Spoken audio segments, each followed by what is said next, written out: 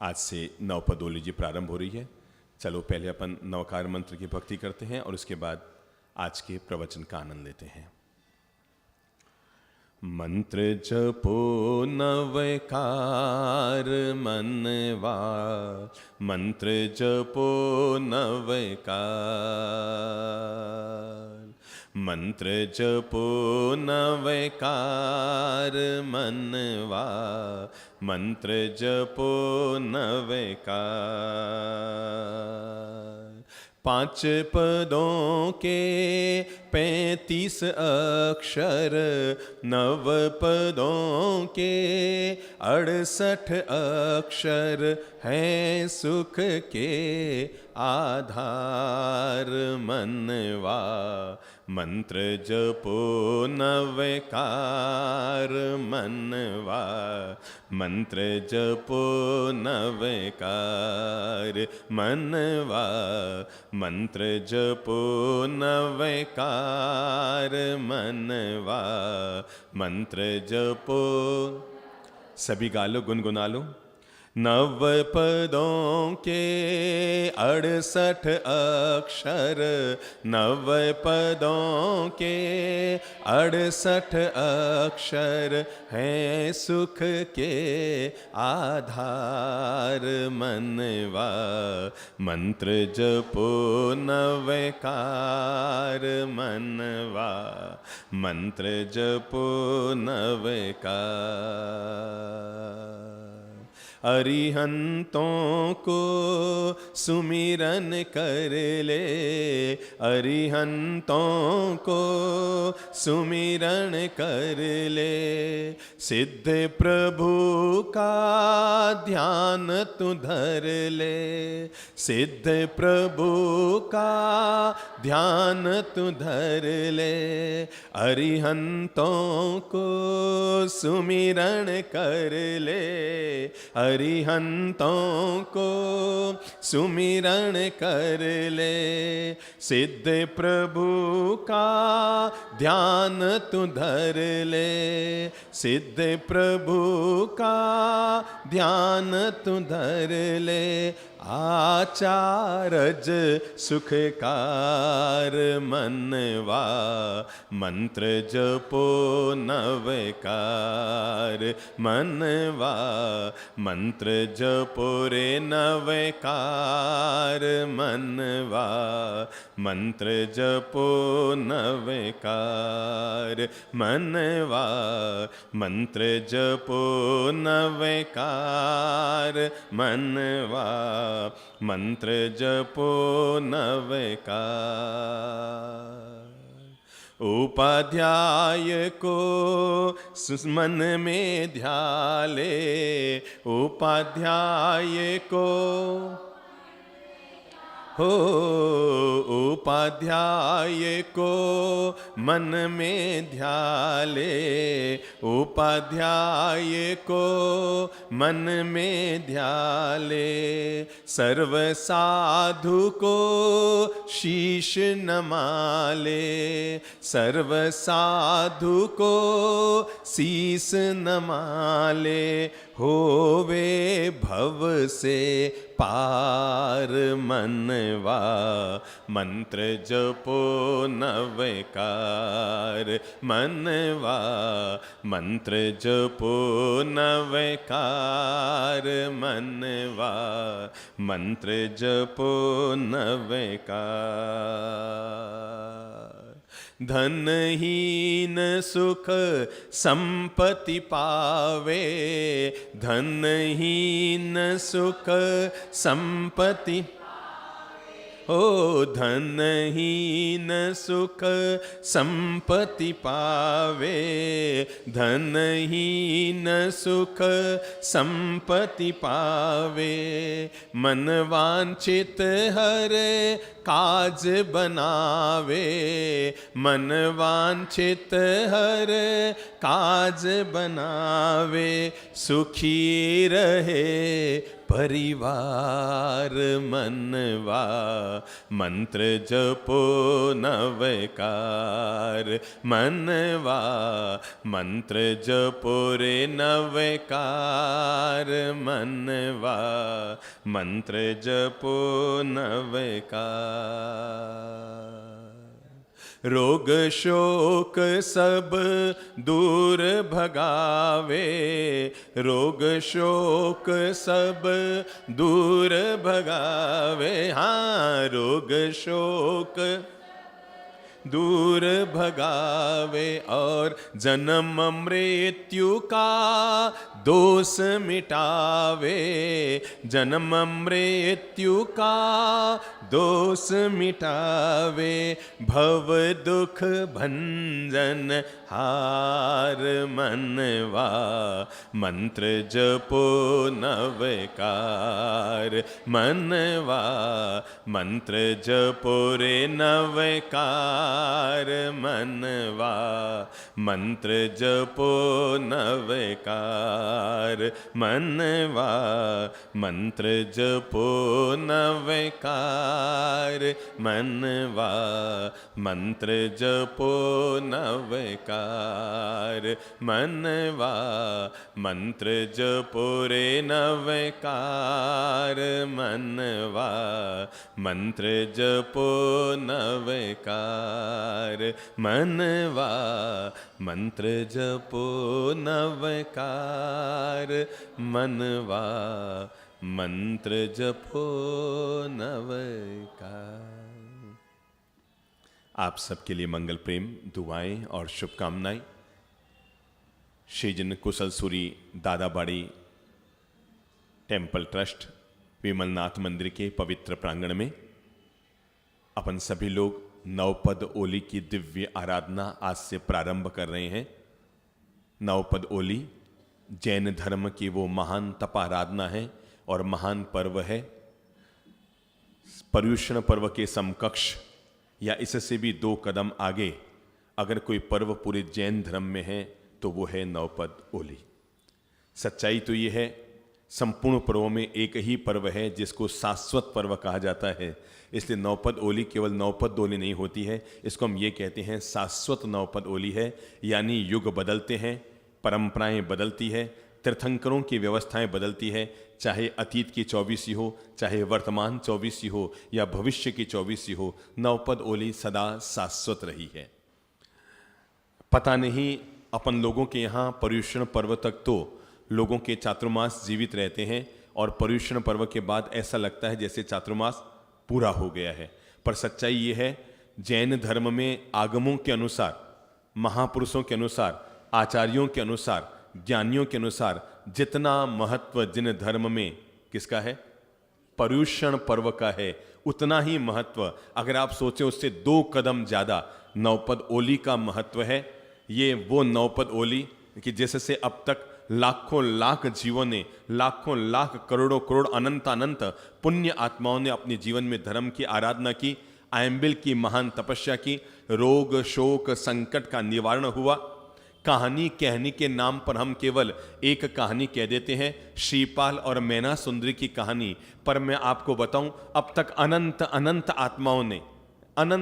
आत्माओं ने श्रीपाल और मैना सुंदरी तो नवपद ओली के लिए केवल प्रतीक हैं।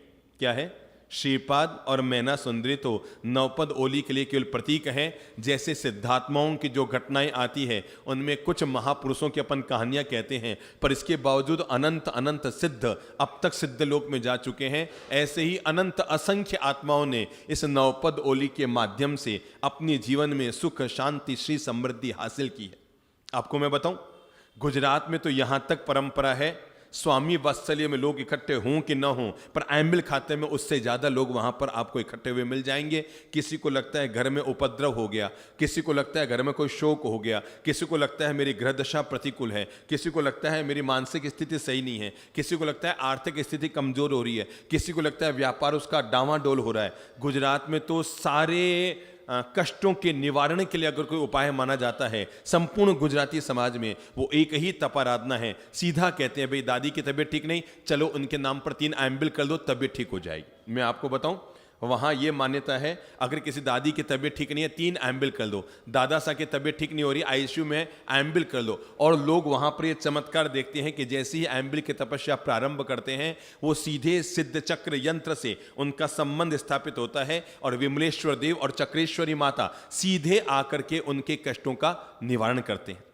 ये एम्बिल की तपस्या केवल शरीर को साधने की तपस्या नहीं है, एम्बिल की तपस्या अपने मन को साधने की तपस्या है और साथ ही साथ अपने जीवन में कष्टों के निवारण करने के लिए सबसे महान तप आराधना है।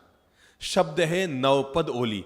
नवपद का मतलब है जिसमें 9 पदों की आराधना होती हो। आपको जानकर आश्चर्य होगा, अब तक हम केवल यही सुनते आए हैं कि दुनिया में महापुरुषों की पूजा होती है, महापुरुषों की आराधना होती है, महापुरुषों के जाप होते हैं, पर ये नवपद ओली का जो यंत्र है, मंत्र है, सिद्ध चक्र महामंत्र, सभी आप लोग जानते हैं ना। ओम ह्रीम श्रीम श्री नमो अरिहंताणम, ओम ह्रीम श्रीम श्री नमो सिद्धाणम, ओम ह्रीम श्रीम श्री नमो आयर्याणम, ओम ह्रीम श्रीम श्री नमो उवज्झायणम, ओम ह्रीम श्रीम श्री नमो लोए सव्व साहोणम। और उसके बाद पता है यहीं तक पूरा नहीं होता, 4 और पद दिए गए हैं। कोई व्यक्ति नमो लोए सव्व साहोणम तक कैसे पहुंचेगा, कोई व्यक्ति उपाध्याय पद को जीवन में कैसे हासिल करेगा, कोई व्यक्ति आचार्य की गरिमा को अपने जीवन में कैसे हासिल करेगा, किसी व्यक्ति को अगर सिद्ध बनना है तो सिद्ध गति को कैसे प्राप्त करेगा, और किसी व्यक्ति को अगर अपने भीतर अरिहंत की चेतना को जगाना है, अपने भीतर के कर्म शत्रुओं का अगर नाश करना है तो वो अरिहंत की चेतना को कैसे जागृत करेगा। तो अब 4 और मंत्र नीचे दिए गए हैं। अगर कोई व्यक्ति इन 4 पदों की आराधना करता है, इन 4 पदों की साधना करता है, तो वो क्रमशः बढ़ता बढ़ता साधु बनता है, उपाध्याय बनता है, आचार्य बनता है, आगे बढ़ते बढ़ते सिद्ध और अरिहंत पद को प्राप्त करता है। और अब वो 4 पद कौन कौन से, अब बोलो नमो ओम ह्रीम श्रीम श्री नमो, बोलो बोलो बोलो बोलो दंसनस्य, ओम ह्रीम श्रीम श्री नमो नाणस्य, ओम ह्रीम श्रीम श्री नमो तवस् चारितस्य, ओम ह्रीम श्रीम श्री नमो तवस्। व्यक्ति तप की, व्यक्ति चारित्र की, व्यक्ति ज्ञान की, व्यक्ति दर्शन की, इन 4 पदों की जब आराधना करता है, इन 4 पदों को जीवन में साधना करता है, इन 4 पदों को अपने जीवन के साथ जोड़ता है, तो उसके जोड़ने के बाद उसके जीवन का विकास होता है। और विकास होने के बाद फिर कहां बढ़ोतरी होती है, फिर वो अपनी प्रगति करता है। साधु, उपाध्याय, आचार्य, पूरी दुनिया भर में एकमात्र सिद्ध चक्र महामंत्र ऐसा है जहां पर केवल व्यक्ति की उपासना नहीं है, जिनके माध्यम से व्यक्ति महापुरुष बन जाया करता है, उन महान गुणों की भी आराधना है। आज जो पर्व प्रारंभ हो रहा है उसका नाम है नवपद ओली। नवपद यानी 9 पद, समझ गए? अरिहंत, सिद्ध, आचार्य, उपाध्याय, साधु, दर्शन, ज्ञान, चरित्र और तप। ये 9 पद हैं जिनकी आराधना करने से व्यक्ति मनवांछित सुख प्राप्त करता है, जीवन में असीम शांति प्राप्त करता है। किसी के घर में कोई उपद्रव हो, किसी को लगता है वास्तु दोष है, मैं तो कहता हूं किसी को लगता है ना अगर घर में वास्तु दोष है कुछ भी करने की जरूरत नहीं, इन 9 पदों को मार्बल पट्ट पर लिखाकर या ग्रेनाइट पर खुदवाकर या कांस्य या पीतल में खुदवाकर, और कुछ भी नहीं है तो कागज पर लिखकर ही अगर घर के मध्य भाग में इसको टांग दिया जाए तो हर किसी व्यक्ति के घर का वास्तु दोष तक भी दूर हो जाता है। नाम है नवपद ओली। ओली का मतलब होता है अवली, अवली का मतलब होता है पंक्ति। क्रमशः क्या कहते हैं हम, इसका नाम होता है क्रमशः, एक एक पद की। एक ही दिन में 9 पदों की आराधना नहीं होती, 9 दिन में 9 पदों की आराधना होती है, यानी क्रमशः। अवली का मतलब होता है पंक्तिबद्ध तरीके से, व्यवस्थित तरीके से, जहां पर व्यक्ति धर्म की आराधना करता है, तपाराधना करता है, मंत्र जाप करता है, उस तपस्या का नाम, उस पर्व का नाम नवपद ओली है। उसका नाम क्या है? नवपद ओली है। कई लोग हैं जिन्होंने अब तक 30-30 ओली की है, 40-40 ओली की है, 50-50 ओली की है और अपने अपने जीवन में मनवांछित फल की प्राप्त की है। नवपद ओली का आज जो पहला दिन है वो है ओम ह्रीम श्रीम श्री नमो अरिहंताणम।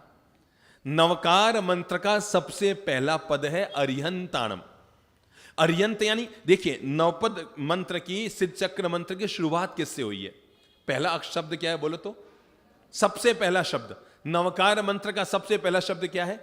नमो। बस ये एक शब्द से ही संपूर्ण जैन धर्म, संपूर्ण विश्व, संपूर्ण मानवता के धर्म, दुनिया के जितने धर्म हैं, अगर ये एक शब्द हर इंसान अपने साथ जीवन में जोड़ ले तो इस एक शब्द से जीवन में बेड़ा पार हो जाएगा। और वो शब्द क्या है? नमो। आपने देखा होगा दुनिया में जितने मंत्र हैं, किसी भी मंत्र की शुरुआत नमो से नहीं हुई है। आप कोई भी दुनिया का मंत्र ले लो, या तो ओम से हुई है, या रिम से हुई है, या श्रीम से हुई है, या श्री से हुई है, या क्लीम ब्लूम एम, किसी भी बीजाक्षर से मंत्रों की शुरुआत होती है। पर नवकार मंत्र को किसी भी बीजाक्षर की जरूरत नहीं होती, क्योंकि इसकी शुरुआत होती है नमो से।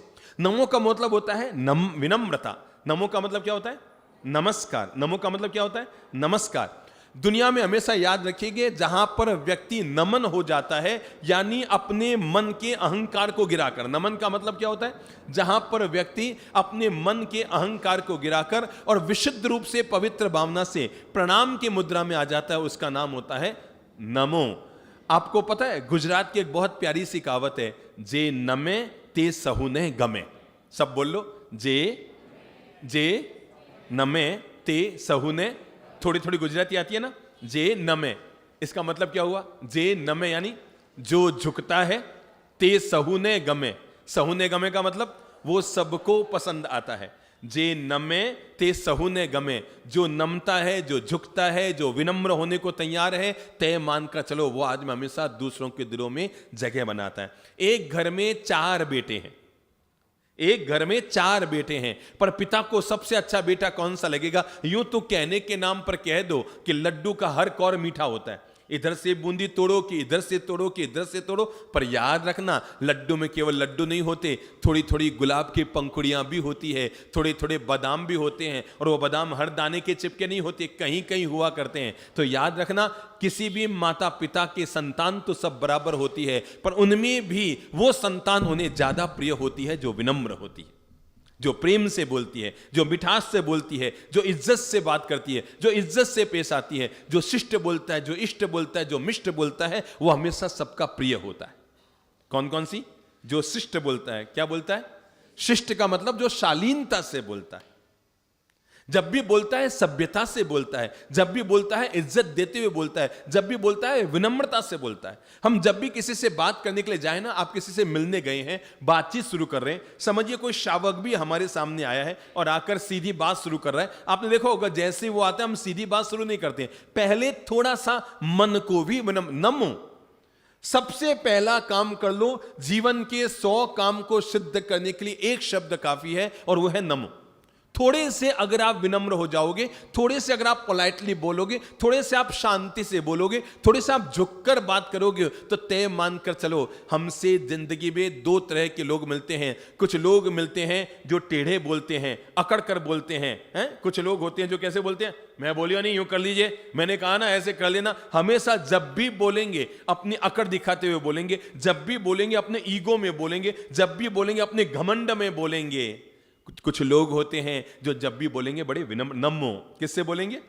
नमो। किससे बोलेंगे? नमो, यानी झुककर बोलेंगे, विनम्रता से बोलेंगे, शिष्टता से बोलेंगे। मुझे एक बात बताओ, इनमें से एक आदमी दिल में उतरता है और एक आदमी दिल से उतरता है। दिमाग में लगाइएगा, दोनों बोल रहे हैं, एक अकड़ कर बोल रहा है, एक झुक कर बोल रहा है। समझे आप? दोनों ही ज्ञानी हैं, पर एक ज्ञानी अकड़ कर बोल रहा है, एक ज्ञानी विनम्रता से बोल रहा है। जरा आप एक बात बताएंगे, हमारे दिल में किसके लिए जगह बनेगी? अकड़ वाले के लिए या विनम्रता वाले के लिए? किसके लिए बोलो? विनम्रता वाले के लिए। तो नौकार मंत्र की शुरुआत किससे हो रही है? किससे हो रही है? नमो। जे नमे ते सहुने गमे। अरे अपन सब लोगों को पता है, पुराने जमाने में कुएं में से पानी निकालने के लिए अपन घड़ा डोरी में बांधकर अंदर डालते थे। याद करो, अपन ने कुएं में, तालाब में, झरने में, नदी में, कहीं पर भी घड़ा लेकर गए हैं पानी का, और उसको भरने के लिए अपन कोशिश कर रहे हैं। पर आपको पता है वो घड़ा जीवन भर पानी में रहेगा, पर एक बूंद भी उसमें पानी नहीं आएगा जो झुकने को तैयार नहीं होगा। आप आज ही एक काम करना, एक पीतल सा छोटा सा घड़ा ले लेना, और आपके घर में जो कुंडी हो ना पानी की, या एक बाल्टी पानी में वो एक छोटा सा लोटा पीतल का उसमें छोड़ देना। सुबह रखना, शाम तक रहेगा, रात भर रहेगा, 1 दिन, 2 दिन, 10 दिन, महीने भर तक रहेगा। पानी सूख के खत्म हो जाएगा, पर लोटे में एक बूंद भी पानी। अब आपको बुद्धि आई, क्यों नहीं आएगा? सोचो सोचो सोचो। अरे पानी में है वो तो, घड़ा पानी में है वो तो, नदी में है, इतना सारा पानी नदी में भरा हुआ है, तब भी घड़े में एक बूंद पानी नहीं आ रहा है। आपने बुद्धि लगाई, क्यों नहीं आ रहा है? सोचो, क्योंकि घड़ा, बस शास्त्र हमारे पास हैं, गुरु हमारे साथ हैं, हमारे पास धर्म की अच्छी किताबें हैं, हमारे पास धर्म की अच्छी बातें हैं, पर जो नमेगा नहीं वो भीतर में उतार नहीं पाएगा। हमारी हालत वैसी हो जाती है, पानी में तो रहता है घड़ा पर एक बूंद अंदर नहीं आता। हमारी हालत वैसी है, हम ज्ञानियों के साथ रह जाते हैं, गुरुजनों के साथ रह जाते हैं, पर उनसे ज्ञान इसलिए हासिल नहीं कर पाते। आपको पता है, लोग संतों के यहां जाते हैं ना, ध्यान करने नहीं जाते हैं, ध्यान रखने जाते हैं। फर्क समझे? फर्क आया समझ में? बुद्धि लगाओ, दोनों वाक्य समझो।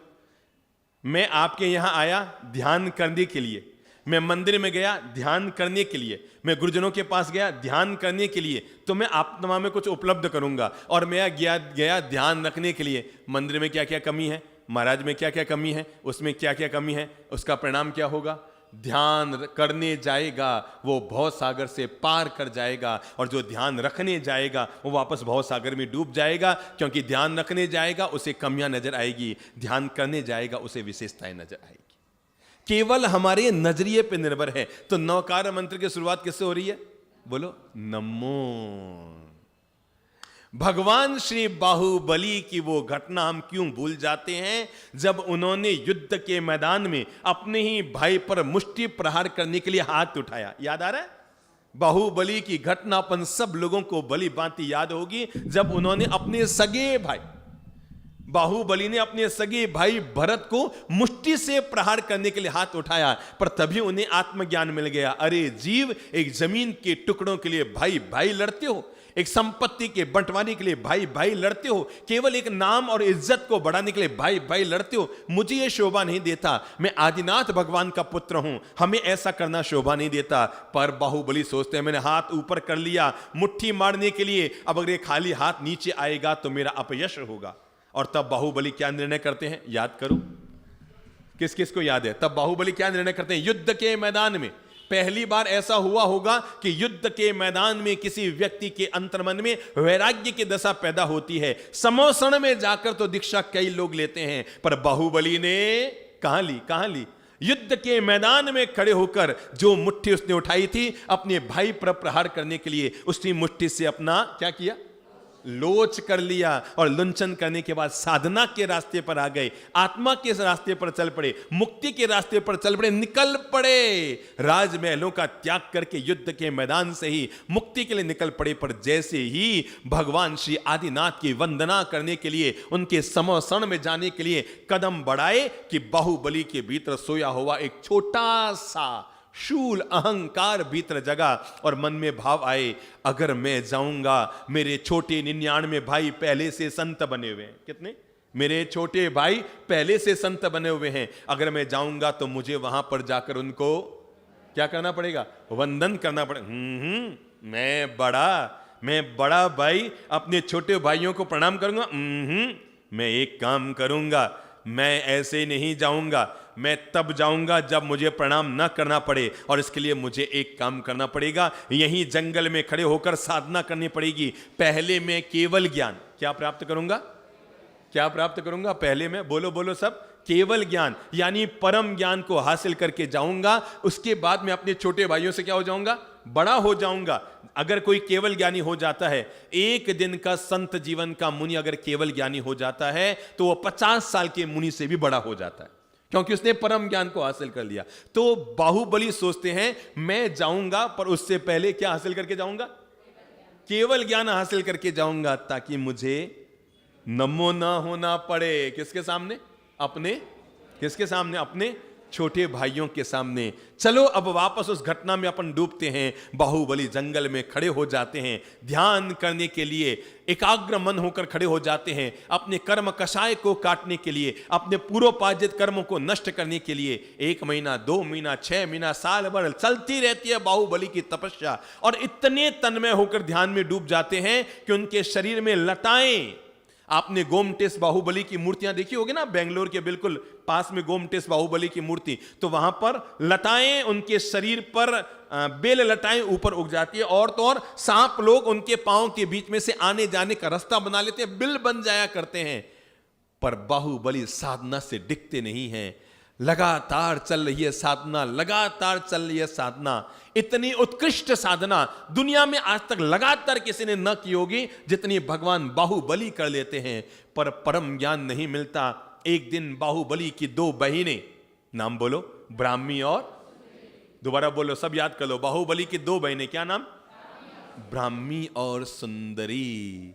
आपको पता है जब भगवान श्री ऋषभदेव राजकुमार थे, राज सत्ता पर बैठे थे, मां मरुदेवी पास में बैठी थी, उनके सारे पुत्र सामने बैठे थे, पूरा राजसभा सजी हुई थी, और तभी ब्राह्मी खड़ी हुई और खड़ी होकर अपनी दादी मां से कहा, दादी मां, हमारे पिताश्री के समान दुनिया में कोई पिता नहीं हो सकता, इनका मस्तक हमेशा ऊंचा रहेगा, दुनिया में किसी की ताकत नहीं जो हमारे पिता का मस्तक नीचे झुका सके। मां मरुदेवी ने कहा, बेटा ज्यादा ऊंचे बोल मत बोल, मैं वो कहानी सुना रहा हूं जो आपने जीवन में कभी नहीं सुनी। ब्राह्मी ने खड़े होकर कहा कि हमारे पिता का मस्तक हमेशा ऊंचा रहेगा, इनका मुकुट हमेशा ऊंचा रहेगा, दुनिया में ऐसी कोई शक्ति नहीं जो हमारे पिता के मुकुट को नीचे झुका सके। मरुदेवी ने कहा, बेटा ज्यादा अकड़ के बात नहीं करनी चाहिए, ज्यादा घमंड में बात नहीं करनी चाहिए। अरे तू नहीं जानती, तेरा बाप दो बेटियों का बाप है, और जो आदमी बेटी का बाप होता है उसे एक न एक दिन मस्तक तो झुकाना ही पड़ता है। ब्राह्मी ने पूछा, मतलब दादी मां, हमारे पिता को हमारे कारण मस्तक झुकाना पड़ेगा? कहा, हाँ, एक दिन तुम्हारा रिश्ता तय होगा, तुम्हारी शादी होगी, तुम्हें लेने के लिए तुम्हारे पति और तुम्हारे परिवार के लोग आएंगे, और जिस समय तुम्हारे पति और तुम्हारे समधी लोग हमारे द्वार पर आएंगे, अरे तुम्हारे पिता को क्या, मुझे भी उनका झुककर स्वागत करना पड़ेगा। और ऋषभदेव, आज भले ही कितना भी मस्तक ऊंचा हो, पर बेटी के बाप को एक न एक दिन झुक करके कहना पड़ता है, खमा गणी पधारोसा पधारोसा पधारोसा। और तब ब्राह्मी सुंदरी खड़ी होती है और खड़ी होकर कहती है, दादी मां, अगर ऐसा है कि हमारे कारण हमारे पिता का मस्तक झुकेगा, हम आज से नियम लेते हैं, हम आजीवन ब्रह्मचारी नहीं रहेंगे, विवाह नहीं करेंगे, ताकि हमारा पिता का मस्तक किसी के सामने न झुके। और तब वो ऋषभदेव के परम ज्ञान प्राप्त करने के बाद दोनों साध्वियां बन जाती है। कौन कौन? ब्राह्मी और, बेटा बोलो क्या नाम, बच्ची बिटिया क्या नाम? ब्राह्मी और, जोर से बोलो क्या नाम? ब्राह्मी और सुंदरी। ब्राह्मी और सुंदरी एक दिन अपने पिता तीर्थंकर ऋषभदेव से पूछती हैं, प्रभु एक बात समझ में नहीं आते, हमारे भैया बाहुबली जंगल में खड़े, इतना समय हो गया उनको कठिन साधना करते हुए, आखिर ऐसा क्या है कि उनको परम ज्ञान उपलब्ध नहीं हो रहा? क्या पूछा? इधर देखिए, कुर्सी है, कोई खास चीज नहीं उधर जो देख रहे हैं आप। क्या कहा? परम ज्ञान उपलब्ध क्यों नहीं हो रहा है? ऋषभदेव प्रभु ने 1 मिनट आंख बंद की और आंख बंद करके कहा, अब उन्हें परम ज्ञान तुम ही जाकर दे सकती हो, क्योंकि तुम्हारे भाई के भीतर अभी तक नमो मंत्र घटित नहीं हुआ है।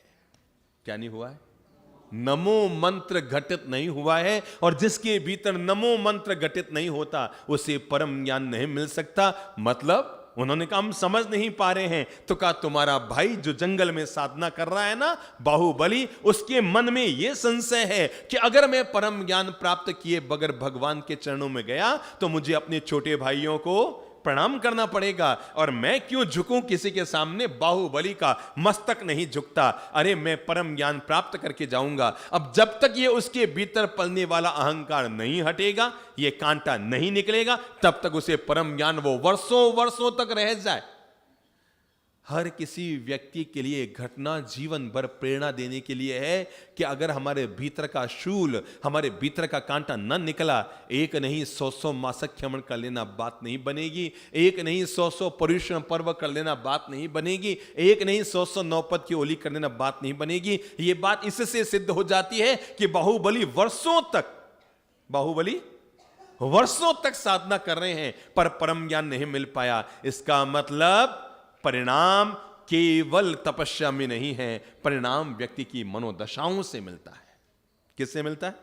केवल बाहर के क्रिया आचरण से व्यक्ति को कभी परिणाम नहीं मिलता कि हम 108 बार खमासना दे रहे हैं कि 27 बार खमासना दे रहे हैं। 108 बार तो खमासना दे दिया, इच्छामि खमा स्मरणो अरिमंथेन वंदामि, इच्छामि खमा स्मरणो वंदियो जावनि जय निश्चय मथेन वंदामि। 108 खमा स्मरण दे दिए, पर भगवान कहते हैं शरीर झुका पर मन न झुका, तो शुरुआत करो किससे? नमो से। किससे करो? नमो से। वो कहते हैं जब तक मन न झुकेगा तुम कितने ही बोलते रहो, मंत्र कोई परिणाम नहीं आएगा। बाहुबली वर्षों तक साधना करते रह जाते हैं और परिणाम याद करो। अब ब्राह्मी और सुंदरी पिता से पूछती है, पिता रहस्य खोलते हैं। वो समझते ओ मतलब हम बहनों को जाकर अपने भाई को जगाना पड़ेगा। और तब वो दोनों बहनें आती है, ब्राह्मी और सुंदरी, और जंगल में आकर गीत गाती है, वीरा हमारा गज थकी उतरो, अरे गज चढ़िया केवल नहीं होवे। यानी वीरा यानी भाई को कहते हैं वीरा, सगी बहन को कहते हैं लाडेसर। जो सबसे लाड़की होती है ना उसको क्या कहते हैं? लाडेसर। और जो सबसे लाड का भाई होता है उसको क्या कहते हैं? वीरा। तो वो दोनों बहनें अपने भाई को उद्बोधन देती है जंगल में जाकर। एक नारी शक्ति जाकर पुरुष शक्ति की चेतना को जगाती है, एक बहिने जाकर अपने भाई को आत्मज्ञान देती है। और आत्मज्ञान देते हुए ने कहती है, अरे वीरा, अरे बाहुबली, तुम कर क्या रहे हो? गज से नीचे उतरो, हाथी से नीचे उतरो, क्योंकि जब तक तुम हाथी पर बैठे रहोगे तब तक परम ज्ञान नहीं होगा। एक बार गाती है, 2 बार गाती है। बाहुबली तो अपनी अखंड साधना में खड़े हैं, उनके शब्दों का कोई उन पर प्रभाव नहीं पड़ता, पर वो बहनें भी, बाहुबली की बहनें वहीं अटक जाती है और बार बार गाती है, अरे वीरा, अरे बाहुबली, हाथी से उतरो, बाहुबली हाथी से उतरो, बाहुबली हाथी से उतरो। लगातार जब ये शब्द कानों में आते हैं तो बाहुबली चौंकते हैं कि कौन है जो मुझे कह रहा है। आवाज से समझ जाते हैं मेरी सगी बहनें, ये मुझे कह रही हाथी से उतरो, पागल है क्या? मेरी दोनों बहनें पागल है क्या? अरे मैं जमीन पे खड़ा हूं, ध्यान में खड़ा हूं, साधना में खड़ा हूं, और ये पगली दोनों बहनें कह रही हाथी से उतरो, हाथी से उतरो। लगातार सोचती है क्यों मुझे कह रही है हाथी से उतरो, ये साध्वी बहनें झूठ थोड़ी बोलेगी, और ये मेरी मजाक उड़ाने आई है यहां पर हाथी से उतरो। सोचते सोचते उन्हें लगता है ओ अब पता लगा इनकी बात में कोई गहरा रहस्य है। क्या है? इनकी बात में कोई गहरा रहस्य है, और गहरा रहस्य ये है, ये उस हाथी से नहीं उतार रही जो सड़क पर चलता है, ये उस हाथी से उतार रही है जो आदमी के मन में पलता है। कहां पलता है? उस हाथी से उतरना बहुत सरल है। जो सड़क पर हाथी चलता है, जो जंगल में हाथी रहता है, हाथी मेरे साथी जो रहता है, उस पर से तो हर कोई उतर सकता है, पर आदमी के भीतर एक हाथी रहता है, और जब तक आदमी उस हाथी से न उतरेगा तब तक परम ज्ञान तक ना पहुंच पाएगा। और तब बाहुबली वर्षों वर्षों तक जंगल में पांव पर खड़े रहकर साधना करने वाले बाहुबली तब मन में संकल्प लेते हैं, मैं हाथी से नीचे उतर रहा हूं, मैं समझ गया हूं मैं कौन से हाथी पे हूं। मैं सोच रहा था आखिर मुझे परम ज्ञान क्यों नहीं मिल रहा है, इतनी उत्कृष्ट तपस्या तो धरती पे किसी ने न की जितनी मैंने की, आखिर मुझे परम ज्ञान क्यों नहीं मिल रहा है। ये मेरे भीतर जो मदमत्ता हाथी है, जो अहंकार का हाथी है, मैं बड़ा, क्या बाहुबली के मन में क्या था? मैं क्या था? मैं बड़ा। ये जब तक मैं बड़ा रहता है ना, मेरे भाई, जिस घर में सब लोग बड़प्पन रखते हैं वो घर हमेशा एक रहता है, और जिस घर में सब लोग बड़ापन रखते हैं वो घर कभी भी टूट सकता है। क्या शब्द समझे? दोनों बोल लो। एक शब्द क्या है? बड़प्पन। बोलो तो, बड़प्पन। और दूसरा क्या है? बड़ापन। आदमी को क्या रखना चाहिए? जोर से बोलो, बड़प्पन। अगर आदमी बड़प्पन रखेगा वो झुककर बात करेगा, आदमी बड़ापन रखेगा वो ईगो में, अहंकार से छाती फुलाकर बात करेगा। और विश्वास रखो, घर में बड़ा वो नहीं होता जो बड़ापन रखता है। बोलेंगे अरविंद बाबू? घर में बड़ा वो नहीं होता जो बड़ापन रखता है, तो कौन बड़ा होता है? जोर से बोलो। बस बाहुबली की एक घटना जीवन का हमें पाठ पढ़ा रही है। अगर तुम बड़ापन बनकर रहोगे, देखो बड़ा बनना बहुत कठिन होता है। आपको पता है बड़ा कैसे बनता है? पहले मूंग होता है, पानी में भीगता है, छिलके उतरते हैं, फिर दाल बनता है, फिर पीसा जाता है, और फिर तला जाता है, तब कहीं जाकर आदमी बड़ा होता है। क्यों तो तले और क्यों पीसे और क्यों माथा फोड़ी करे, अपने तो छोटे सबसे इसलिए जीवन में अगर आप चाहते हैं सास और बहू हमेशा साथ रहें तो केवल एक मंत्र जोड़ लो, हम दोनों बड़प्पन रखेंगे। और जिस दिन बड़प्पन लेकर आ गए उस दिन बंटवारा हो जाएगा। परिणाम निकल कर आया बाहुबली के मन में। अब तक चल रहा था बड़ापन। क्या चल रहा था? मैं बड़ा भाई, मैं अपने छोटे भाई को प्रणाम करूंगा? नक्को, मैं नहीं करने वाला। अरे मेरी शक्ति को वो क्या जानते हैं, मैं बाहुबली हूं, मैं नहीं झुकने वाला। पर इसके बावजूद जब बहनों ने आकर अपने ही बड़े भाई को, सगे भाई को आत्मज्ञान दिया, आत्म विवेक दिया, आत्मबोध दिया, जीवन की दृष्टि जगाई, भीतर की अंतर्दृष्टि खोली, भीतर की आंख खोली और खोलकर कहा, अरे वीर, अरे वीरा, अरे भाई, तू क्यों बेकार साधना और तपस्या कर रहा है? जब तक हाथी पर बैठा रहेगा परम ज्ञान न मिलेगा। बाहुबली को बोध मिल गया, मैं अहंकार के हाथी पर बैठा हूं और जब तक इससे नहीं उतरूंगा तब तक परम ज्ञान नहीं होगा। अब देखो, जो परिणाम वर्षों की साधना न दे पाई वो परिणाम चुटकी में हो गया। और परिणाम क्या आया? बाहुबली ने मन में संकल्प किया, मैं जाऊंगा, जाकर भगवान के समोसन में जाऊंगा और जाकर अपने छोटे भाइयों को वंदन करूंगा। और ये संकल्प लेकर बाहुबली एक कदम उठाते हैं। कितना? एक कदम उठाते हैं। आज पता लगा, आत्मज्ञान को प्राप्त करने में, परम ज्ञान को प्राप्त करने में, कैवल्य को प्राप्त करने में 12 साल की साधना परिणाम दे या ना दे, पर एक कदम नमो से उठ गया। किससे? मैं बता रहा हूं, नमो अर्यंताणम के नमो की क्या विशेषता है। एक कदम केवल नमो से उठ गया। किससे उठ गया? नमो से उठ गया, तो भी बेड़ा पार हो गया। और कदम ये उठ गया, नमो से कदम उठा। बाहुबली ने एक कदम उठाया। किसके लिए? अब दिमाग लगाओ। बाहुबली ने किसके लिए कदम उठाया? अपने छोटे भाइयों को प्रणाम करने के लिए एक कदम उठाया। और परिणाम, एक कदम में वो काम सद गया जो वर्षों में न सद पाया। और एक कदम उठाते ही नमो का जिसने एक कदम उठा लिया, इस वाक्य को याद रखना जिंदगी भर तक। कौन सा शब्द है? नमो का जिसने एक कदम उठा लिया, उसने एक कदम में ही बाहुबली ने परम ज्ञान, कैवल्य ज्ञान हासिल कर लिया। क्या किया? एक कदम में ही बाहुबली ने परम ज्ञान, केवल ज्ञान हासिल कर लिया। कौन सा कदम? तो नौकार मंत्र की शुरुआत किससे है? नमो अर्यंताणम। यानी ये पहला शब्द है नमो। क्या शब्द है? नमो। विनम्र बनकर रहो, झुक कर रहो। और जो व्यक्ति विनम्र बनकर रहेगा वो हमेशा दूसरों के दिलों में राज करेगा।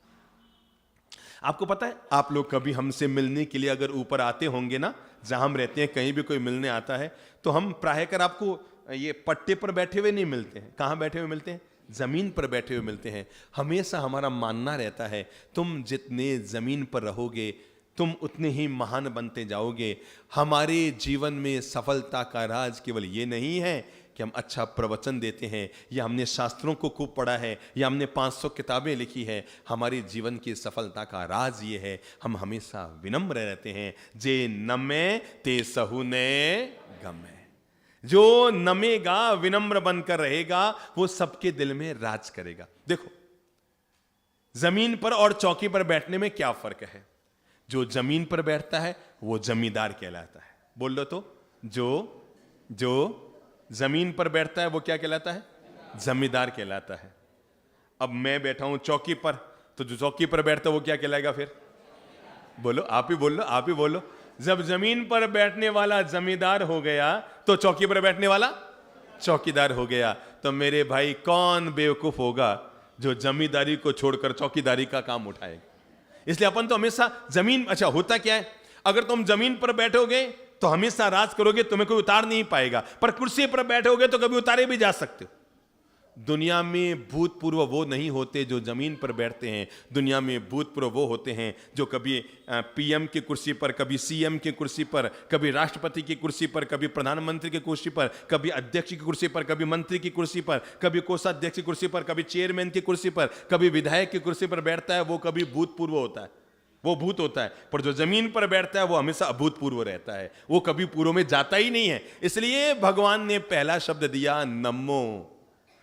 ये मुझे बहुत प्यारा लगा। नवकार मंत्र का सारा सार पहले शब्द में आ जाता है, वो है। और इस एक सद्गुण को हमने जीवन में जिया, गाड़ी चल पड़ी। एक सद्गुण, नवकार मंत्र पूरा उतार पाओ जीवन में तो ठीक, और न उतार पाओ तो भी ठीक, पर एक शुरुआत का पहला शब्द ही आप पकड़ लो, नमो। बहू से भी बोलो ना, बेटा प्लीज एक गिलास पानी लाना, बेटा तेरे हाथ का पानी बहुत मीठा लगता है। अब क्या हुआ? आपने विनम्रता से बोला, आपने शिष्टता से बोला, आपने मिष्टता से बोला, आपने शांति से बोला, आपने माधुर्य से बोला। अभी तो आपको सुनने में लग रहा है ना जैसे मजाक वाली भाषा है, पर जब आप बोलेंगे ना, और जब बहू पानी लेकर आएगी ना, अभी आप कहते हैं शीला एक गिलास पानी ला, तो वो पानी ला के पटक के चली जाती है। और जब आप कहेंगे बेटा प्लीज एक गिलास जल लाना, बेटा तेरा हाथ का पानी बहुत मीठा लगता है, अब आप देखना वो कितने मिठास से आपको पानी पिलाएगी। यूं लाएगी, मम्मी जी जल लो, लाएगी ना, ऐसे लाएगी, मम्मी जी जल लो। आपने उड़ते में बोला, वो भी पटक के चली गई। आपने शिष्टता से बोला, आपने मिठास से बोला, आपने शालीनता से बोला, परिणाम वो भी मिठास से लेकर आई। मेरी बात समझे? क्या शब्द उतारोगे आज पहला दिन? आज अपन केवल नमोरियंताणम पे, अभी अपन श्रीपाल चरित्र की बातें तो अब करेंगे, उससे पहले एक शब्द को जीवन में उतार लो। वो क्या है? अपना हाथ ऊपर करो, तो सब लोग अपना हाथ ऊपर करो, इतना ऊपर नहीं, सामने ले आओ। देखो अंगुलियां देखो, ये सबसे छोटी है, ये उससे बड़ी है, ये उससे। भगवान ने भी क्या गजब किया है, सब अंगुलियों को अलग अलग साइज का क्यों बनाया? चलो आज अपन एक काम करते हैं, इन सारी अंगुलियों को एक साइज का बनाते हैं। तो सीधा साधा कोई कहेगा यार कैंची चलाओ तभी बनेगी एक साइज, कोई कहेगा चक्कू चला दो इसके ऊपर तो एक साइज के बन जाए। नहीं, एक और तरीका है, इन सारी अंगुलियों को एक साइज का तरीका है। नवकार मंत्र का पहला शब्द लाओ, चलो तो अंगुलियों पे लागू करो। उठाओ अपनी अंगुली उठाओ, लाओ अंगुली लाओ। देखो अभी ऊंची नीची है, सब देख लो ऊंची नीची है। महासती जी, साध्वी जी ऊंची नीची है ना। अब चलो इसको केवल नमो करो, नमो करो और नमो करो और नमो करो और नमो करो। क्या हो रहा है? अब देखो क्या हो गई। अब लाओ, अब क्या हो गई? क्या हो गई? समझ पाए इस नमो का चमत्कार? अगर नमो घर में रहता है तो सब एक साथ रहते हैं, हिलमिल जुलकर एक जैसे रहते हैं, पर नमो हट गया वापस, ये ऊंचे नीचे हो जाते हैं। इसलिए परिवार को एक रखने के लिए या अंगुलियों को एक करने के लिए काटने की जरूरत नहीं है। क्या जरूरत है? नमो।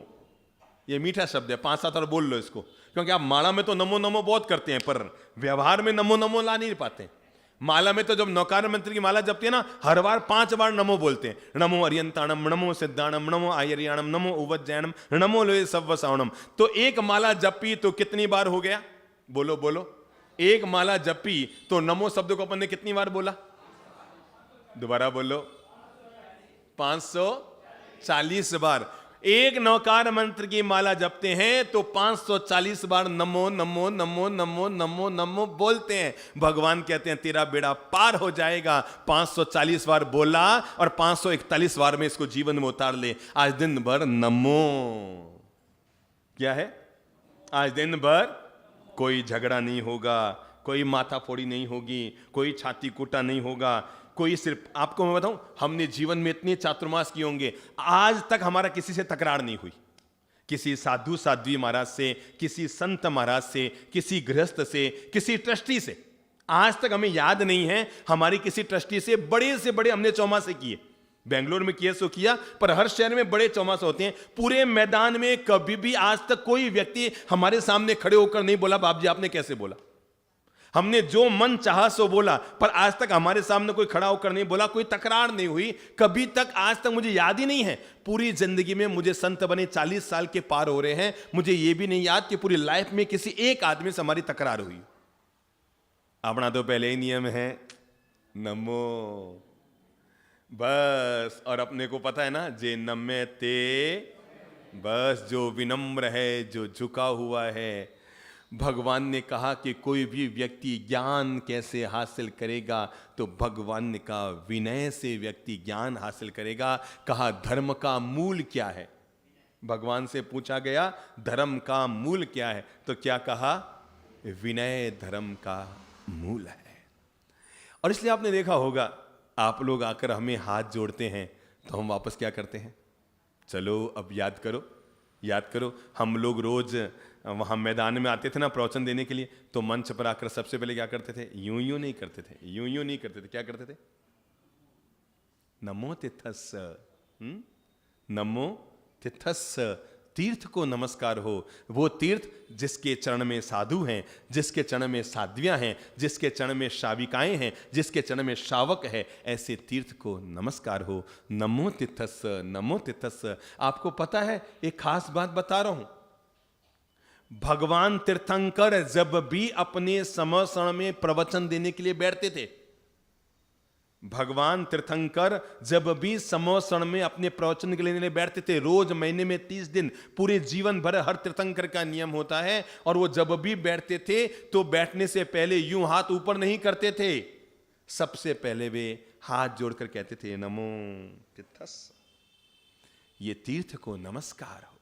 पता नहीं किस आत्मा के भीतर, अरे आप जिस बहू से लड़ रहे हो, आप जिस सास से झगड़ रहे हो, आपको नहीं पता, आप जिस कर्मचारी को चिल्ला रहे हो, आप जो हो हल्ला गाली गलौज कर रहे हो, मेरे भाई आपको नहीं पता, हो सकता है कोई भावी सिद्ध आत्मा वो हो, कोई भावी तीर्थंकर उसके भीतर। आपको पता है ये संघ पूजा करने की परंपरा क्यों शुरू हुई? हमारे यहां तो रुपये सिक्के प्रभावना लड्डू पेड़े गौतम प्रसादी नहीं होती है, पर जहां जहां संघ पूजा होती है वो क्यों होती है? अब तो संघ पूजा इसलिए होने लग गई कि इस बहाने लोग इकट्ठे होते। अब जो संघ पूजा होने लग गई वो तो इसलिए होने लग गई कि इस बहाने गौतम प्रसादी इसलिए करते हैं, कार्यक्रम को अगर सफल करना है तो गौतम प्रसादी करो, और गौतम प्रसादी नहीं की तो कार्यक्रम का लोग क्रियाक्रम कर देते हैं। कार्यक्रम का क्या कर देते हैं? क्रियाक्रम। अगर गौतम प्रसादी नहीं की तो पहले जो संघ पूजा की जाती थी वो इसलिए नहीं की जाती थी कि लोगों को प्रवचन में बुलाना है कि 21 रुपया के, 51 रुपया के, 100 रुपये के संघ पूजा करो। लोग इसलिए संघ पूजा करते थे तिलक लगा लगा कर, ताकि इन 500 लोगों में, इन 1000 लोगों में अगर हो सकता है कोई तीर्थंकर की दिव्य आत्मा हो, आगामी 24 में भविष्य में होने वाले कोई सिद्धात्मा हो, तो उन्हें प्रणाम करने का हमें सौभाग्य मिल जाएगा। इस भावना से संघ पूजा की जाती थी। तो तीर्थंकर जब भी अपने समसरण में बैठते हैं सबसे पहले बोलते हैं नमो, और तिथस्य का मतलब साधु, साध्वी, शावक, ये 4 पद जहां इकट्ठे होते हैं उसका नाम क्या होता है? तो इसका मतलब तीर्थ का एक चरण शावक भी है, तीर्थ का एक चरण शाविका भी है, तीर्थ का एक चरण साध्वी भी है, और तीर्थ का एक चरण संत भी है। इसलिए सबको प्रणाम हो। नौकार मंत्र की शुरुआत किससे? तो आ जाओ अपन नमो हो जाते हैं। पहले सब एक दूसरे को नमो कर लो, प्रणाम कर लो, हैं? देखो जैसे ही विनम्र होंगे ना, आपके मन की कषाय हल्की हो जाएगी, मन की ग्रंथियां खुल जाएगी। आपको लगता है ना सासू माँ से रात को अनबन होगी, कुछ मत करना, सुबह उठकर पांव छू के प्रणाम करना, मम्मी धोक। 50% तो टेम्परेचर डाउन हो ही जाएगा गुस्से का। समझ लो पापा जी ने रात को चिल्ला दिया, तू ऐड है, तू ऐड है, तू ऐड है, 5 बातें सुना दी। अब जेड़ो भी है, लोगों की क्या आदत होती है, जेड़ो है रहेगा तो उसके साथ ही फिर भी ऐड है, ऐड है, ऐड है करते रहेंगे। मैं तो हमेशा कहता हूं खोटे को भी खरा कहो ताकि वो खरा हो जाएगा। अगर आप खरे को भी बार बार खोटा खोटा खोटा कहोगे तो एक दिन वो भी खोटा हो जाएगा। अगर कोई खोटा है ना तो भी उसको खरा कहो। आपको लगता है आपकी बहुरानी से सही ढंग से काम नहीं हो रहा है, ये नहीं हो रहा, वो नहीं हो रहा है, तभी भी उपालम मत दो, तू बहुत अच्छी है, तू बहुत अच्छा खाना बनाती है, ठीक है थोड़ा और सीख जाएगी, पर मेरी बेटी इतना अच्छा खाना नहीं बना सकती थी। ये बात जरूर कहिए, क्योंकि आपको भी पता है कि आपकी बेटी इतना अच्छा खाना घर में नहीं, खाना बनाती नहीं थी। वो तो इतना अच्छा ना बुरा क्या होता है, वो तो बनाती भी नहीं थी। तो बहू से ये मत कहो मेरी बेटी ऐसी थी, ऐसी थी, ऐसी थी। उसको ये कहो तू खाना ठीक है थोड़ा सा और सीख जाएगी, पर मेरी वो गुड़िया ना उससे अच्छा तो तू खाना बना लेते भाई, तू तो मुझे बहुत अच्छी मिली है। खोटी को भी खरा कहोगे तो एक दिन, कांच को भी 100 बार हीरा कहोगे तो लोग उसको हीरा समझने लग जाएंगे, और हीरे को भी बार बार।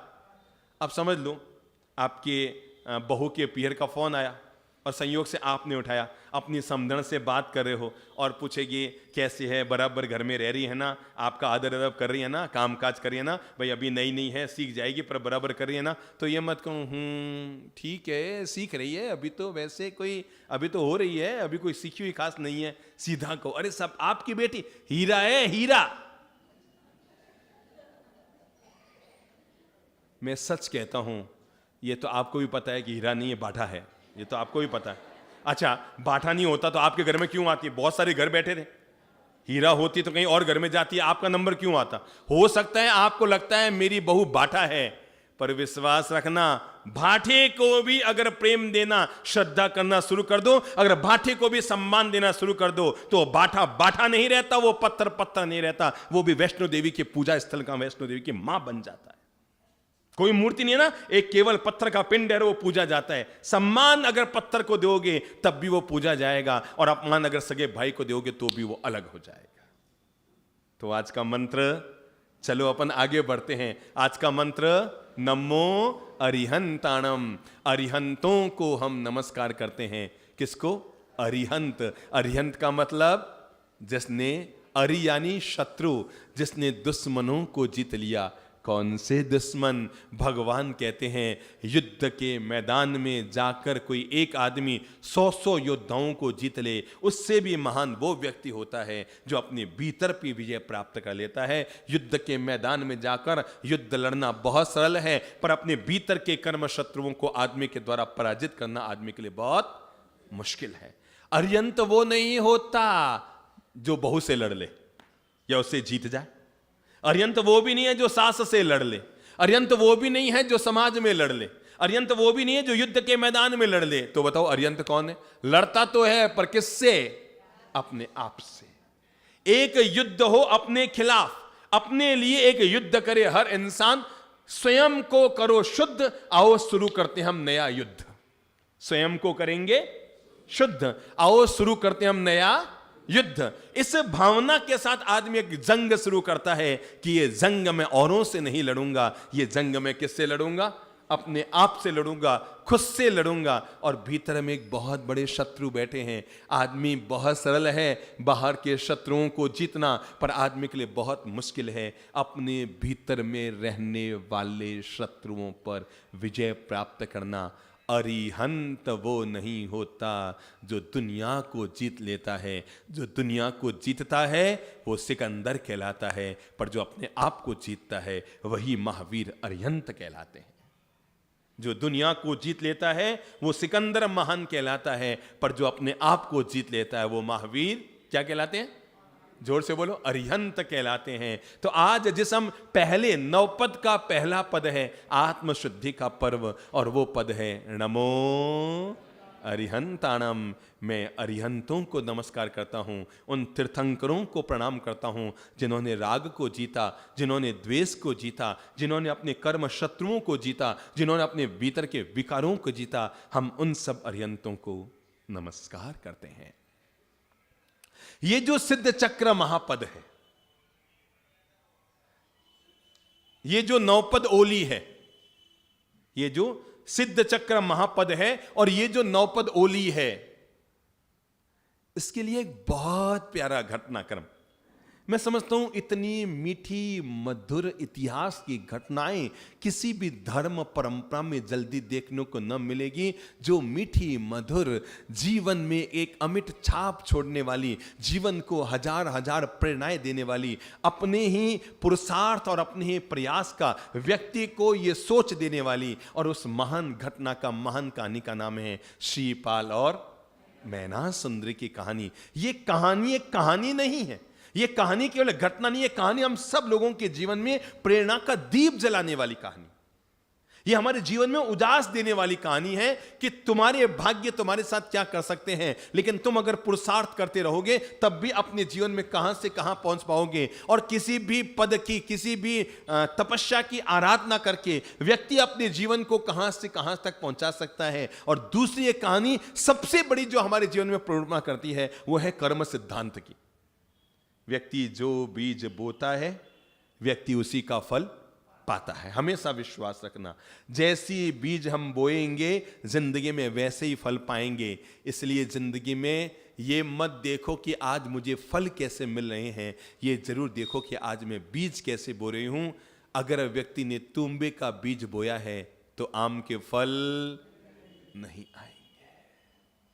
हम लोग फल जब मिलते हैं तब तो पछताते हैं, ओह मुझे कैसे कर्मों का फल मिला, आज मैं हॉस्पिटल में हूँ, आज मुझे कैंसर हो गया, आज मैं तड़फ रहा हूँ, आज शरीर में रोग हो गए, आज मेरे पूरे शरीर में कोढ़ हो गया, आज मेरा पूरा शरीर गल रहा है, आज मुझे शरीर में बीमारी हो गई, आज मुझे हार्ट अटैक हो रहा है। जब कर्म का परिणाम आता है तो आदमी परतंत्र होता है, पर कर्म को करने में आदमी स्वतंत्र रहता है। खास बात देखना, कर्म को करने में आदमी स्वतंत्र होता है, पर जब कर्म का परिणाम आता है तो आदमी परतंत्र होता है। सीधी साधी बात है, जब कर्ज दे रहे हैं तो देने वाला बड़ा हो जाता है, पर कर्ज लेने के बाद जिसके पास रुपये चले गए वो बड़ा हो जाता है। तुम्हें झुक के बात करनी पड़ती है। ठीक ऐसे ही जिंदगी है, जब कर्म करते हैं तो आप बड़े हो जाते हैं, पर जब कर्म का परिणाम आता है तो उन्हें भोगने के लिए आप मजबूर हो जाते हैं। कर्म करते समय आप मजबूत हैं। आप बड़े थे, आपने उसके रुपये अरे जा मैं नहीं देता, करना है उसको कर ले। आप बड़े थे, आपने उसका अपमान कर दिया, आपने ये कर दिया वो कर दिया, सामने वाले को 1000 तरह की तकलीफें दे दी, किसी का धन चुरा लिया, किसी का धन इधर उधर कर लिया, किसी की जमीन को आपने हड़प लिया क्योंकि आप बलिष्ठ थे, आपके पहचान थी नेताओं से, आपके पहचान थे ऑफिसरों से, आपने जमीन पे कब्जा कर लिया। लेकिन आप नहीं जानते आज आप बलवान हैं, पर दुनिया में सबसे बड़ा बलवान इंसान नहीं होता, दुनिया में उससे भी बड़ा बलवान उसका कर्म हुआ करता है। और वो कर्म कर्ता का अनुगमन करता है। ध्यान रखना, हर कर्म कर्ता का अनुगमन करता है। कर्म करते समय आदमी स्वतंत्र होता है, पर कर्म का परिणाम भोगते समय आदमी क्या हो जाता है? परतंत्र हो जाता है। आज हमने किसी का दिल दुखाया, आज हमने किसी के पैसे हड़पे, हम मजबूत थे, हड़प लिए, पर एक दिन ऐसा आएगा हमारे साथ भी ऐसा होगा।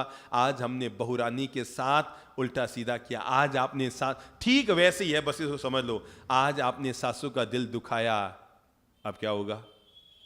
आप भी। आज आपने सासू मां को ठंडा खाना खिलाया, अब क्या होगा? आप भी। आज आपने सासू के सामने जबान चलाई, अब क्या होगा? आप भी। एक दिन वही सब लौट कर आता है। याद रखना, तालाब के कीड़ों को खाकर मछलियां बड़ी हुआ करती है। मछलियों का भोजन क्या है? तालाब के कीड़े। मछलियां तालाब के कीड़ों को खाकर बड़ा हुआ करती है। एक दिन तालाब का पानी सूखता है, मछलियां मरती है, तब वे ही कीड़े वापस मछलियों को खाया करते हैं। ये एक ही जन्म में कर्म का कर्ण का कृत्य भी है और कर्म का वापस उदय भी है। तो भगवान कहते हैं सावधान रहना। ये श्रीपाल और मैना सुंदरी की इतिहास की अमर कहानी हम लोगों को जीवन की सबसे प्रधान प्रेरणा यही देती है। याद रखना, हर इंसान वही पाता है जैसा वो करता है, क्योंकि कर्म की रेख पर मेघ, यस नो नहीं लगती है, पक्की बात। कर्म की रेख पर मेघ, किसी का किया काटा जा सकता है, किसी की रेखा को मिटाया जा सकता है, पर कर्म की रेखा चल गई, उसको मिटाना इंसान के हाथ में नहीं होता। और परिणाम, बैल के मुंह पर छींकना बांधने वाले आदिनाथ भगवान को 13 महीने भूखे रहना पड़ता है, और अपने ही सेवक के कान में पिघलता हुआ शीशा डलवाने वाले भगवान महावीर के कान में कीले ठोकी जाती है। जब तीर्थंकर भी कर्म से न बच पाए तो हम कौन सी बाग की मूली। इसलिए मेरे बहनों, बाकी कोई सावधानी रखो या ना रखो मेरे भाइयों, नौकार सी हो जाए ठीक, न हो जाए ठीक, मंदिर चले जाओ ठीक, न जा पाओ भगवान माफ कर देना, पर कभी भी ऐसा गलत कर्म मत करना जिसको करने के बाद इस जन्म में आपको लज्जित होना पड़े और अगले जन्म में उसका बुरा परिणाम भोगना पड़े। मैं भी सावधान रहूं और आप भी सावधान रहें।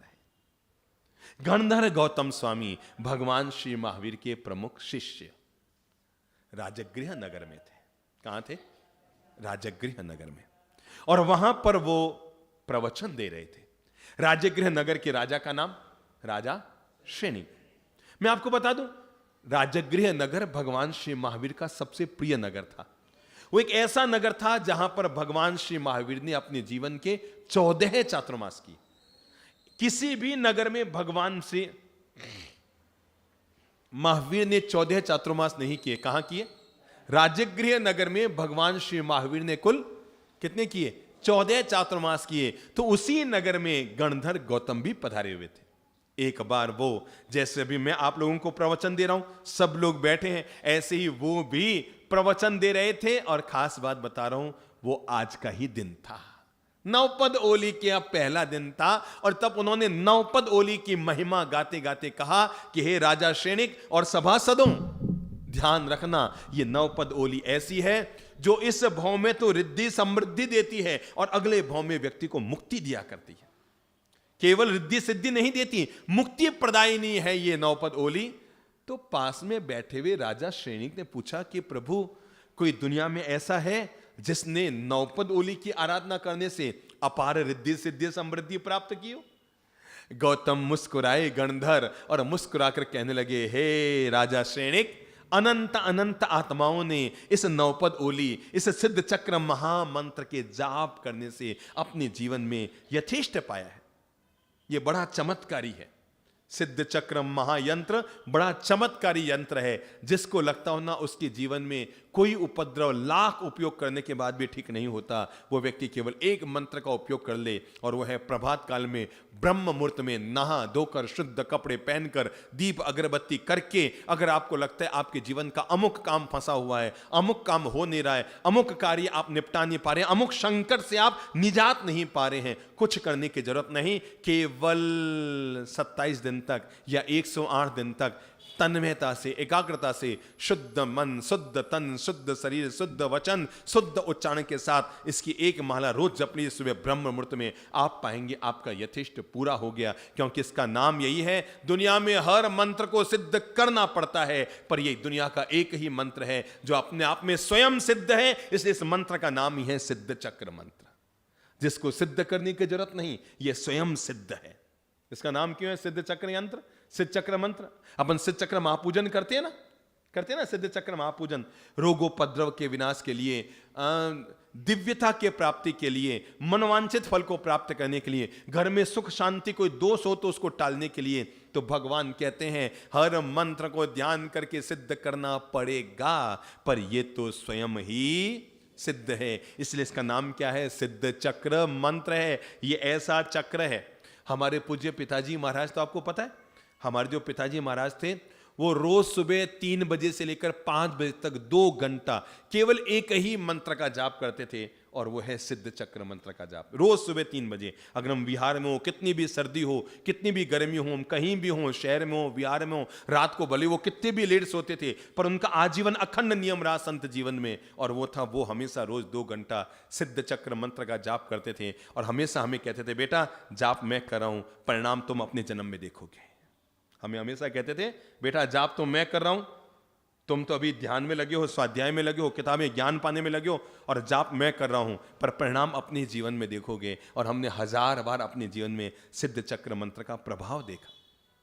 हम लोग एक बार गंगोत्री गए हुए थे, मैं आपको बताऊं, गंगोत्री पूरे देश भर में एकमात्र हम वो जैन संत हैं जो गंगोत्री गए। इसके अलावा उससे पहले और उसके बाद आज तक कोई नहीं गया। हम साधना करने के लिए गए। हमें बचपन से साधना में बड़ी रुचि थी, ध्यान में बड़ी रुचि थी शुरू से ही। तो इस भावना के साथ कि अपन किताबों में तो धर्म और अध्यात्म की इतनी बड़ी बड़ी बातें पढ़ते हैं, क्या अपन बड़े बड़े योगियों से मिलकर देखते हैं जो वहां लंबे अरसे तक रहते हैं। हमें वहां पर ऐसे ऐसे संत मिले जो 200-200 साल से वहां साधना कर रहे थे, 250 साल से वहां साधना कर रहे थे। ऐसे कई संत हमें वहां पर गंगोत्री में मिले। तो हम जब गंगोत्री में जा रहे थे तो हम तकरीबन हरसिल यानी गंगोत्री से करीबन 40 किलोमीटर दूर था, 35 किलोमीटर दूर, वहां तक पहुंच चुके थे। हमने सुबह सुबह 10-11 बजे विहार किया। वहां तो बहुत तेज ठंड पड़ती है, मतलब मई महीने में भी इतनी ठंड पड़ती है, अगर मटके में हाथ डाल दिया, गंगा नदी में हाथ डाल दिया यूं, तो वापस अपने आप सीधा नहीं होगा, दूसरे हाथ से सीधा करना पड़ेगा, इतनी तेज ठंड पड़ती है। पर फिर भी हमारे भीतर एक बचपन से जिज्ञासा थी। ये पास में हम्पी है ना, हम वहां पर भी 3 महीना गुफाओं में साधना के लिए रहे थे, ताकि यह पता लगे कि ध्यान के द्वारा व्यक्ति अपने चित्त की शुद्धि और ब्रह्म लोक की जो दिव्य शक्तियां हैं उन्हें आदमी अपने जीवन में कैसे हासिल कर सकता है। तो हम निकले और पहले दिन हमें लोगों ने बताया था किस तरह यहां पर कभी कभी तेज घनघोर बादल आते हैं, स्नोफॉल होता है और आदमी सर्दी में जम के खत्म भी हो जाया करता है। जब जनवरी फरवरी में स्नोफॉल होता है तो इतनी कड़ाके की ठंड होती है कि वो गिरते गिरते आदमी बर्फ में जम जाया करता है। हम कोई आधा 1 घंटा चले होंगे कि पास में ही बहुत गहरी गंगा नदी बह रही थी और बहुत तेज काले बादल, इतने काले बादल लग रहा था जैसे हमें छू छू कर जा रहे हैं बादल। बहुत ऊंचाई पर थे हम, हर्षिल तक, मतलब गंगोत्री के बिल्कुल करीब थे हम। तो बिल्कुल ऐसे लगा कि बादल हमें छू छू कर जा रहे हैं। इतनी घबराहट पैदा हुई और इतने में तेज बादल गड़गड़ाए और ऊपर जो पहाड़ी थी, इधर गंगा बह रही थी, ऊपर बड़ी ऊंची पहाड़ियां, बीच में रास्ता बनाया हुआ है निकलने का। तो पहाड़ी पर से बड़े बड़े पत्थर उस बादल की गर्जना के साथ टूट के नीचे गिरने लगे। एक इतना बड़ा पत्थर तो बिल्कुल जैसे हमारे शरीर को न छुपाया, कपड़ों को छू के निकल गया। और हम बिल्कुल घबरा गए कि अपन साधना के लिए बहाने आए हैं और अपन दफन हो जाएंगे, दुनिया में किसी को पता ही नहीं लगेगा अपन कहां गए। अब इतने बड़े बड़े यहां तो स्नोफॉल गिर रहे हैं और पूरे ग्लेशियर आते हैं, इतने बड़े पहाड़ आते हैं, अपन तो गंगा में गए और अपन के तो अस्थि विसर्जन गंगा में साथ में हो जाएगा। पिताजी महाराज साथ चल रहे थे, बूढ़े थे, वो बहुत धीरे धीरे धीरे धीरे धीरे धीरे धीरे धीरे चलते थे, पर थे बड़े मन के मजबूत। उन्होंने 75 साल की उम्र में भी कई बार 30-30 किलोमीटर की पद यात्रा की थी। हमारे पिताजी महाराज ने, जब हम आज से कई साल पहले जब हम चेन्नई आए थे उधर से कलकत्ता से, तो हमारे पास समय कम बचा था और उस समय ये व्हील चेयर व्हील चेयर के जमाने नहीं थे, ये तो बहुत बाद में पैदा हुई है। तो वो अपने 70, 72, 75 साल तक की उम्र में भी 25, 25, 30 किलोमीटर पांव में बोरी बांध बांध कर चला करते थे। उस समय ये मोजे पहनने की परंपरा भी नहीं थी। तो अब वो धीरे धीरे चले थे। हम उन्हें बहुत कह रहे, बाप जी तेज चलो, अपन फंस गए कि बेटा कितना चलूं मैं अब। तो वो अब बूढ़ा आदमी कितना चलेगा। अब जैसे मैं ये कुर्सी पर बैठे इनको कहूं भाई तेज चलो, तो आखिर चलते चलते चलेंगे, दौड़ तो नहीं पाएंगे ना भाई, चलता चलता चलेगा। अब जितने तेज ललित जी चलेंगे उतना तेज तो महेंद्र बाबू चल नहीं पाएंगे, पक्की बात है ना। तो भले ही कितना भी ये तेज दौड़ दे, पर जितना इनका बेटा दौड़ेगा उतना तेज नहीं दौड़ पाएंगे, सीधी साधी बात है। तो उन्होंने कहा बेटा बस अब नहीं चला जाता है, अपन तो यहीं बैठ जाते हैं। हम एक पहाड़ी की ओट में वहां बैठ गए, सुनसान घनघोर जंगल, हम तीन के अलावा कोई नहीं वहां पर, और हमने कुछ नहीं किया। वहां पर सिद्ध चक्र मंत्र, नवकार मंत्र, हमारे पिताजी महाराज को तो इतनी ज्यादा श्रद्धा थी इस पर, इतनी ज्यादा श्रद्धा थी, मैंने कहा ना रोज सुबह 3 से 5 बजे केवल इसी एक मंत्र का वो जाप करते थे, इतनी ज्यादा श्रद्धा थी। और मैं आपको बताऊं इतने बुरे फंस गए, स्नोफॉल होना शुरू हो गया, बर्फ गिरनी शुरू हो गई। हमें लगा अब न तो अपन आगे जा सकते हैं क्योंकि 10 किलोमीटर का कोई गांव नहीं था, पीछे भी कुछ भी नहीं। हम बड़े बुरे फंस गए। सिद्ध चक्र मंत्र का, उवस्सग्रम मंत्र का, नवकार मंत्र का जाप करना शुरू किया। कोई 5, 7, 8 मिनट बीते होंगे कि अचानक पता नहीं कहां से वो दिव्य शक्ति प्रकट हुई और एक बस आ गई वहां पर, पीछे से हॉर्न मारती हुई एक बस आई, तेज, मतलब बारिश के स्नोफॉल के बीच भी वो जैसे तैसे 10 किलोमीटर पार करना चाह रही थी। और हमने जैसे बस को देखा, हम तीनों संत आगे खड़े हो गए और बस वालों ने हमें जैसे ही संतों को देखा जंगल में फंसे हुए, फटाफट वे सब लोग नीचे उतर गए और हमें पास के एक छोटे से गांव में सुरक्षित जगह पर लेकर गए। हमें लगा कि देखो, हमने तो, मैं यहां तक बताऊं खास बात, मैंने और चंद्रप्रभ जी को आपस में गले ही लगा लिया था। अभी अंतिम दिन है, अंतिम 2 मिनट का खेल है, चलो आपस में दोनों भाई भाई गले मिल जाते हैं। आप भले ही, सच्ची घटना बता रहा हूं। अब चूंकि सब घर के लोग बैठे हैं, ये सब बातें बड़े मैदानों में हम नहीं करते हैं, पर आज ऐसे ही मैंने चली बात तो बता दी। मैंने और चंद्रप्रभ जी ने तो आपस में गले दुआ सलाम कर लिया, अंतिम सलाम कहते हैं ना, वही ठीक है। अब जाना तो तय हो गया, अब कोई हालत में न इधर जाए, अपन घनघोर जंगल में, हम रास्ता ही नहीं जानते किधर जाए। तो हमने आपस में जो गले भी लगा लिया कि अब मिलेंगे तो देखो भगवान करे हर जन्म में भाई भाई के रूप में अपन ही मिले। ये तो पक्की बात है।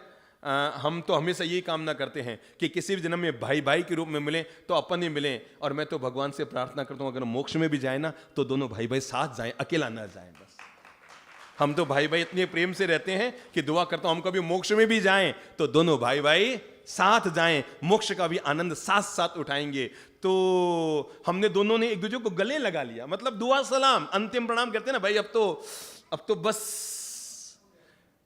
मतलब हमने पिताजी महाराज को धोख लगा ली कि बाप जी कोई जीवन में दोष हो गया हो, कोई आराधना विराधना हो गई हो, कभी आपका मन दुखा हो, मिच्छाम दुखना, वो करते हैं ना अंतिम समय में, सारे हमने वो कर्म कर लिए। लेकिन सिद्ध चक्र मंत्र, नवकार मंत्र, उवस्सग्रम मंत्र का ये चमत्कार हुआ कि 10 मिनट के अंदर अंदर हमें सुरक्षित व्यवस्था मिल गई। यह है, इसलिए मैंने कहा इस मंत्र को सिद्ध नहीं करना पड़ता, ये स्वयं सिद्ध है। ये क्या है, बोल लो सब। तो आज के ही दिन जब नवपद पर प्रवचन दे रहे थे गणधर गौतम स्वामी, और जैसे आप लोग बैठे ऐसे ही लोग बैठे थे और उनमें बैठे थे राजा श्रेणिक।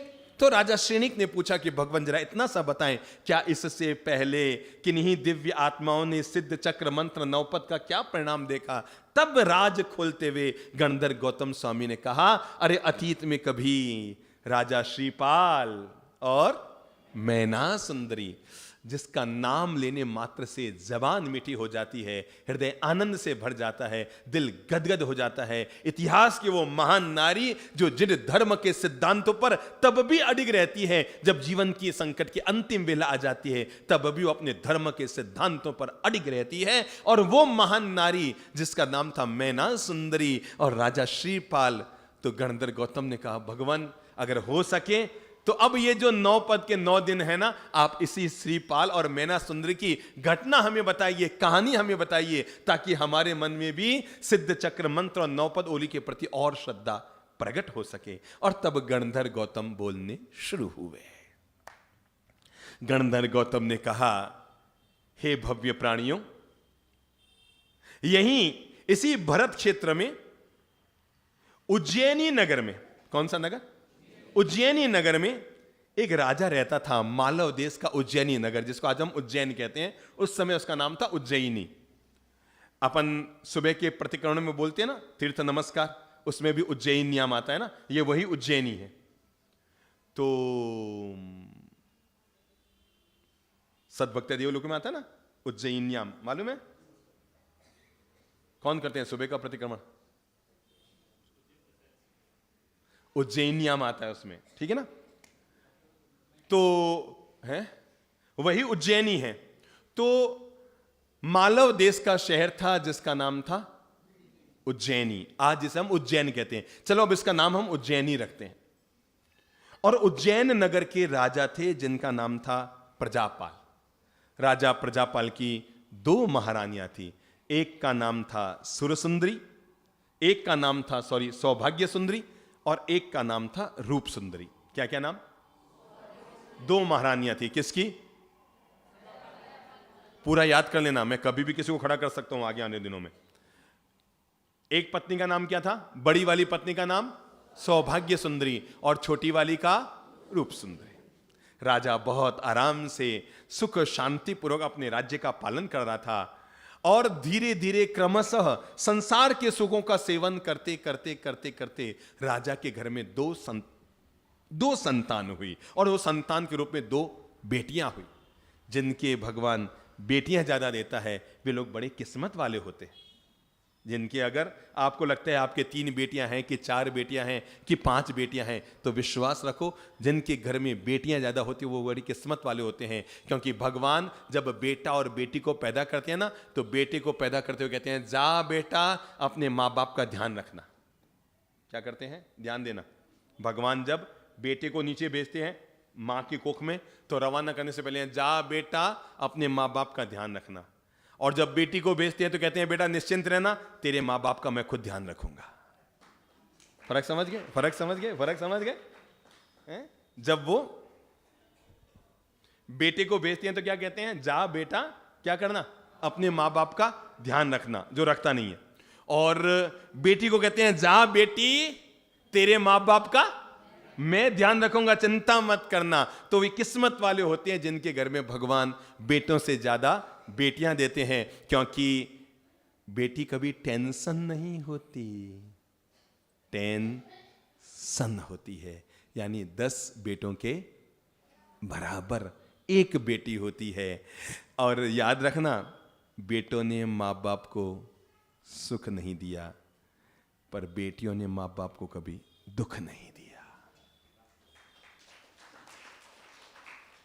आज भी जरूरत पड़ने पर बेटा बाप के सामने जबान चला सकता है, पर बेटी 1000 बार सोचेगी, मैं अपने पिता से आंख ऊंची करके बात करूं या ना करूं। सच कह रहा हूं, बेटी फिर भी सोचेगी, वो फिर भी पापा टोक भी देंगे ना तो एक बार सुन लेगी, सॉरी पापा, सॉरी पापा, सॉरी पापा। पर बेटा 1 मिनट, क्यों पापा? ये बेटी की महानता होती है। तो राजा प्रजापाल के यहां बेटा नहीं हुआ, 2 बेटियां हुई। महारानियां 2, एक का नाम क्या था? सौभाग्य सुंदरी, दूसरे का नाम रूप सुंदरी। सौभाग्य सुंदरी मूलतः मिथ्यात्व पोषक प्रकृति की थी और जो रूप सुंदरी थी वो मूलतः सम्यक तो पोषक मार्गती थी, यानी रूप सुंदरी जिन धर्म में विश्वास रखती थी, तीर्थंकरों और शास्त्रों में और आगमों में, और जिन धर्म की परंपरा में विश्वास रखती थी। सौभाग्य सुंदरी ऐसा नहीं रखती थी। दोनों के दो बेटियां हुई। सौभाग्य सुंदरी की बेटी का नाम हुआ सुर सुंदरी। अभी भूमिका बना रहा हूं, कहानी तो आगे बढ़ेगी। और रूप सुंदरी की बेटी का नाम हुआ मैना सुंदरी। बेटियां धीरे धीरे बड़ी होने लगी तो राजा ने सोचा मुझे अपनी दोनों बेटियों को पढ़ाना चाहिए, क्योंकि महान पिता वो नहीं होते, महान माता वो नहीं होती जो अपने बच्चों को प्यार ज्यादा देते हैं। महान पिता वे भी नहीं होते जो बच्चों को लाड़ ज्यादा करते हैं। महान पिता वे होते हैं जो अपने बच्चों को पढ़ा लिखा कर पांव पे खड़ा कर दिया करते। वे पिता मध्यम होते हैं, वे पिता मध्यम होते हैं जो अपने बच्चों को केवल धन देते हैं। वे पिता अधम होते हैं जो बच्चों को केवल जन्म देकर भगवान के भरोसे छोड़ देते हैं। पर वे पिता महान होते हैं जो अपने बच्चों को जन्म देकर उन्हें शिक्षा और संस्कार दिया करते हैं। वे पिता महान होते हैं जो अपने बच्चों को क्या देते हैं? शिक्षा और संस्कार दिया करते हैं। बेटियां बड़ी हुई तो राजा ने कहा भाई मैं अपने दोनों बेटियों को पढ़ने लिखने के लिए अब इनको पढ़ा लिखा कर तैयार करूंगा। मैं अपनी बेटियों को अनपढ़ गंवार नहीं रखूंगा। और परिणाम स्वरूप दो अलग अलग पंडितों के पास राजा ने अपनी दोनों बेटियों को, सुर सुंदरी को और मैना सुंदरी को, पढ़ने के लिए भेज दिया। संयोग की बात, सुर सुंदरी ऐसी जगह चली गई जहां पर जिन धर्म का मार्ग उसे नहीं सिखाया जाता था, केवल दुनियादारी के भौतिक ज्ञान उसने हासिल किया। और मैना सुंदरी को ऐसे तत्वज्ञानी गुरु और पंडित और ज्ञानी का आश्रय और सानिध्य मिल गया, जहां पर जाकर उसने आगमों को सीखा, जिन वाणी को सीखा, कर्म ग्रंथ को पढ़ा, कर्म की प्रकृतियों को सीखा, कर्म की वर्गणाओं को समझा। धीरे धीरे बड़ी हो गई और एक दिन दोनों के पंडित अपने अपनी शिष्याओं को लेकर आए राजसभा में और लाकर कहा महाराज की जय हो, महाराज प्रजापाल आपकी दोनों बेटियां पढ़ लिख कर तैयार हो गई है, अब हम इसे वापस सुपुर्द करने आए, आप परीक्षा लेनी चाहो तो इनकी परीक्षा ले लो। राजा ने कई तरह की परीक्षाएं ली, सब परीक्षाओं में दोनों बेटियां उत्तीर्ण हो गई। अंततः राजा ने दोनों बेटियों से पूछा, कहा बेटियाओं देखा तुमने ये इतना अपार वैभव पाया है मेरे कारण, तुमने इतना अपार सौंदर्य पाया है मेरे कारण, ये पता है तुम्हें राजमहल मिला हुआ है मेरे कारण, ये तुम्हें सारी सुविधाएं मिली है मेरे कारण। और ऐसे एक पर एक कहता रहा। तो सुर सुंदरी ने कहा हाँ पिताजी बिल्कुल यथार्थ है, जो मिलता है इंसान को आपका दिया हुआ मिलता है। राजा ही तो प्रजा का पालन करता है, राजा जो देता है सबको मिलता है, आप ही सबसे महान हैं, जो दिया है आपने दिया, हम जो कुछ है आपके कारण है। राजा उसकी बात से खुश हुआ और वहीं पर अरिदमन नाम का एक राजकुमार आया हुआ था जिसे सुर सुंदरी थोड़ी पसंद करती थी। उसने दोनों का वहां पर रिश्ता तय कर दिया। मैना सुंदरी अपने चुपचाप खड़ी रही। उसने पिता का कोई प्रतिकार करना भी उचित नहीं समझा, पर असत्य का पक्ष लेना भी उचित नहीं समझा। जब वो चुपचाप खड़ी रही, इधर तो वो बोले ही जा रही है पापा जी जो आप करते हो आप ही करते हो, जो होता है आप करते हो आप देते हो, और इधर वो चुपचाप खड़ी है। तो तय है पिता को थोड़ा अनबना लगा। उसने कहा क्या बात है मैना, तू मेरी बात से सहमत नहीं है? कहा पिताश्री क्षमा कीजिए, आप जो कहते हैं वह सच होगा। एक कुलवान कन्या को अपने पिता की बात नहीं टालनी चाहिए, पर मैं जीवन भर का सभी लोगों में कोई अंधकार न रह जाए। और मैंने जैसा तत्व ज्ञानियों से ज्ञान पाया है, मैंने जितना निर्ग्रंथ परंपरा से ज्ञान पाया है, मैंने जो आगमों से ज्ञान पाया है, मैंने यथार्थ समझा है पिताश्री, किसी भी व्यक्ति को इस बात का अहंकार नहीं करना चाहिए कि मैं सबके लिए कर रहा हूं, क्योंकि करने वाला मैं नहीं होता। व्यक्ति जैसे कर्म करता है वैसे उसका परिणाम पाता है। इसलिए इंसान जो भी अपने जीवन में पाता है किए हुए कर्मों का ही परिणाम पाता है। इंसान जो अपने जीवन में पाता है, आप राजा के घर में पैदा हुई, ये मेरे कर्मों का परिणाम था। आप इतने अच्छे पिता के रूप में मिले, ये मेरे कर्मों का परिणाम है। ये हम सौंदर्यवान हुए, ये मेरे कर्मों का परिणाम है। इंसान जैसे शुभ कर्म करता है वैसे शुभ परिणाम पाता है, इंसान जैसे अशुभ कर्म करता है वैसे ही अशुभ परिणाम पाता है। राजा ने जब यह सुना तो उसने कहा मतलब मैं नहीं कर रहा तेरे लिए, तू कहना क्या चाहिए? मैं नहीं करता तेरे लिए, जो कर रहा हूं मैं कर रहा हूं। कहा पिताश्री कभी भी इंसान को मैं करके और नए कर्म का बंधन नहीं करना चाहिए। जो करता है इंसान को कर्म करता है, जो देता है। आप भी अगर राजा बने हैं तो इसलिए नहीं बने कि आपके पिताजी ने आपको राजा बनाया, आप इसलिए राजा बने हैं क्योंकि आपने कर्म ऐसे शुभ किए कि आप राजा बन गए।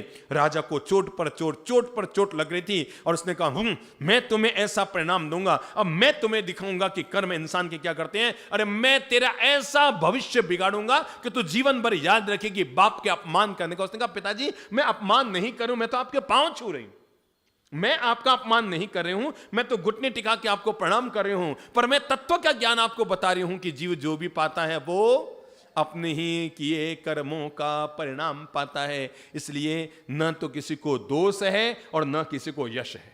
जीव जो करता है वैसा ही पाता है। बहुत कहा मैना सुंदरदय पर पिता का अभिमान तो और बढ़ता रहा और अंततः उसने निर्णय कर लिया, अब मैं अपनी बेटी को ऐसी सीख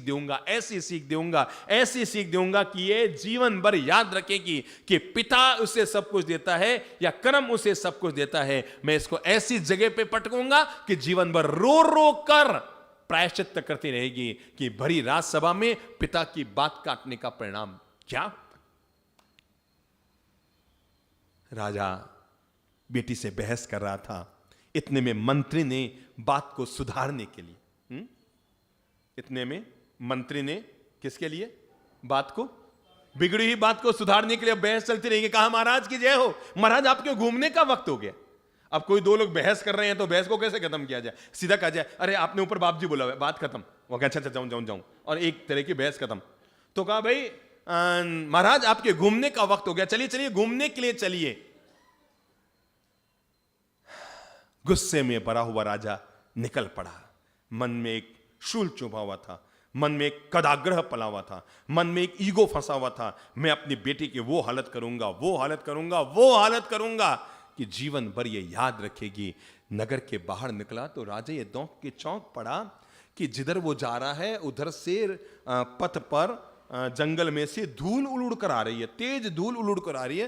तो राजा ने अपने सभासद साथ चल रहे मंत्री से पूछा कि क्या बात है, ये इतनी धूल क्यों उड़ रही है। मंत्री ने कहा महाराज अपन को इस रास्ते नहीं चलना, अपन को नए रास्ते चलना है। इस पे तो क्या है, वो 700 कोड़ियों का एक दल आ रहा है।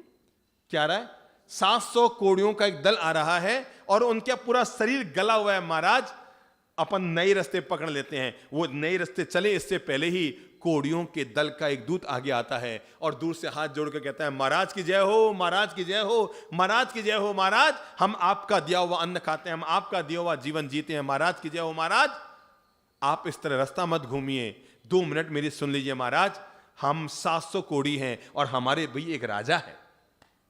हम 700 कोड़ी हैं, हमारा भी एक महाराणा राजा है। महाराज हम बाकी सब सुविधाएं हमारे पास है, बैठने के लिए खच्चर है, खाने के लिए खाना है, बर्तन है, सब सुविधाएं हमारे पास है। हमारा केवल एक काम आप करवा दीजिए, आपके गांव में अगर कोई भी लड़की हो, भले वो कोड़ी भी क्यों न हो, क्योंकि हमारा राजा कोड़ी है, तो भले वो कोड़ी हो तो भी चलेगी महाराज, पर हमारे एक कृपा कर दीजिए कि हमारे राजा के लिए कोई लूली लंगड़ी, कोई कोढ़ी, कोई भी एक कन्या मिल जाए तो हमारे राजा का घर बसे। हमें एक महारानी बनानी है बस।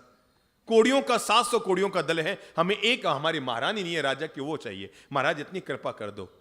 राजा कहता है अब तुम्हारे कोड़ियों के लिए महारानी कहां से लाऊं। वो एक सेकंड सोचता है और तभी उसे मैना सुंदरी का चेहरा आंखों के सामने आ जाता है। जब आदमी के भीतर अहंकार जगता है ना तो विवेक बाहर निकल जाता है। क्या होता है, व्यक्ति के भीतर जब क्रोध और अहंकार, क्रोध क्या करता है, समझदारी को बाहर निकालकर विवेक के दरवाजे पर चिटकने लगा के अंदर बैठ जाता है। अब समझदारी को अंदर घुसने नहीं देता। तो जब भी व्यक्ति के भीतर अहंकार और क्रोध जगता है तो आदमी का विवेक हाथ से खिसक जाता है और उसका विवेक हाथ से निकल गया और जड़ से उसकी आंखों के सामने कौन सा चेहरा आया, याद करो, मैना सुंदरी का चेहरा आया जड़ से उसकी आंखों के सामने। और उसने कहा अब मैं बताता हूं। वो कह रही थी ना मुझे कर्म देता है, अब मैं उसको बताता हूं उसका कर्म उसे क्या देता है। और तब वो कहता है बुला लो अपने कोड़ियों के दल को और जाके कह दो राजमहल में आ जाओ, तुम्हारे राजा की रानी मिल जाएगी, तुम्हारे राजा का विवाह हो जाएगा और मैं विवाह कर दूंगा। मेरी अपनी ही बेटी के साथ। वो कहता है भगवान कैसी बात करते हो, तू चुप, खाना लेके आ जा। राजा वापस घूमने निकला था पर चला गया वापस राजमहल की तरफ, और इधर कोड़ियों का दल, जब उन्हें पता लग गया राजमहल में जाना है, अब वो कोड़ियों का दल चल रहा था, वो अंदर जा रहे, लोग कह रहे भगाओ इनको भगाओ। कोड़ी कहां से नगर कर रहे हैं, राजा ने हमको बुलाया, हमारे राजा को रानी देंगे, हम राजा के यहाँ जाएंगे। और लोगों की भीड़ भी साथ में आ गई कि राजा अपनी बेटी की शादी कोड़ियों से करा रहा है, क्या गजब कमाल हो रहा है। नगरवासी भी हजारों साथ में आ गए, राजमहल में पहुंचे। कोड़ियों का राणा था उम्बर, वो भी अंदर, कोड़ी लोग उसे खच्चर से नीचे उतारकर और झुंड बनाकर आगे लेकर आए, पीछे वो लेकर क्या नाम छत्र लेकर, महाराज ये हमारे राणा हैं, महाराज ये हमारे राणा हैं, महाराज ये हमारे राणा हैं। और तब राजा ने आवाज देकर अपनी बेटी, किसको बुलाया, मैना को बुलाया कि मैना बता, अब बता, जो तेरी जिंदगी में है वो मेरा किया है कि कर्म का किया है। मैना फिर कहती है पिताश्री क्षमा कीजिए, मैं आपका पांव छूकर आपका सम्मान करती हूं, पर अधर्म मत कीजिए। विश्वास रखिए दुनिया में जो भी इंसान जो कुछ पाता है, आप राजा हैं तो इसलिए राजा है कि आपके कर्म राजा के थे, और ये कोड़ी है तो इसलिए कोड़ी है कि इनके कोड़ी के कर्म थे। मैं अगर आपकी बेटी बनी हूं तो इसलिए बनी हूं क्योंकि मेरे कर्म आपकी बेटी बनने के थे। इंसान जो पाता है अपने ही बोए हुए कर्मों का फल पाता है। राजा ने कहा, एक बार फिर पूछा, बोल क्या तेरी अंतिम, मतलब मेरा किया नहीं कि भगवान, फिर आप क्यों कहते हैं ऐसे, इंसान जो पाता है कर्म का पाता है। तो राजा गुस्से में भरकर कहता है, अगर ऐसा है तो ले, तेरे भाग्य ने, तेरे कर्म ने यही लाकर खड़ा किया है, और मैं तेरी शादी इस कोड़ी राजा के साथ करा रहा हूं। सारे सभासद हक्के बक्के रह जाते हैं, सारे नगरवासी हक्के बक्के रह जाते हैं कि राजा को कौन सी पकड़ाई आ गई। मां उसे समझाती है, मैना तू क्यों माथा फोड़ी करे, छोड़ना, क्यों इसमें जंजाल के, नहीं मां, अगर मेरे भाग्य में कोड़ी है तो मैं इससे विवाह करने को तैयार हूं। मैं अपना भाग्य अगर चलकर मेरे द्वार पर आया है, मैं अपने भाग्य का स्वागत करूंगी। और अंततः दुर्बुद्धि से भरा हुआ, अहंकार से भरा हुआ, ईगो में डूबा हुआ, घमंड से डूबा हुआ राजा प्रजापाल अपनी फूल जैसी बेटी मैना सुंदरी का विवाह किसके साथ, कोढ़ी राजा के साथ करा देते हैं।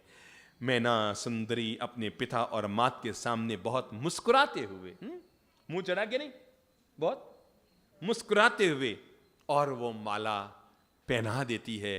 कोढ़ी भी बहुत, वो राजा अचंभित हो जाता है सारी घटना देखकर, वो बहुत कहता है राजा अनर्थ हो रहा है, राजा अनर्थ हो रहा है, पर राजा जिद पे अड़ जाता है। विवाह हो जाता है, पहली रात, और तब श्रीपाल,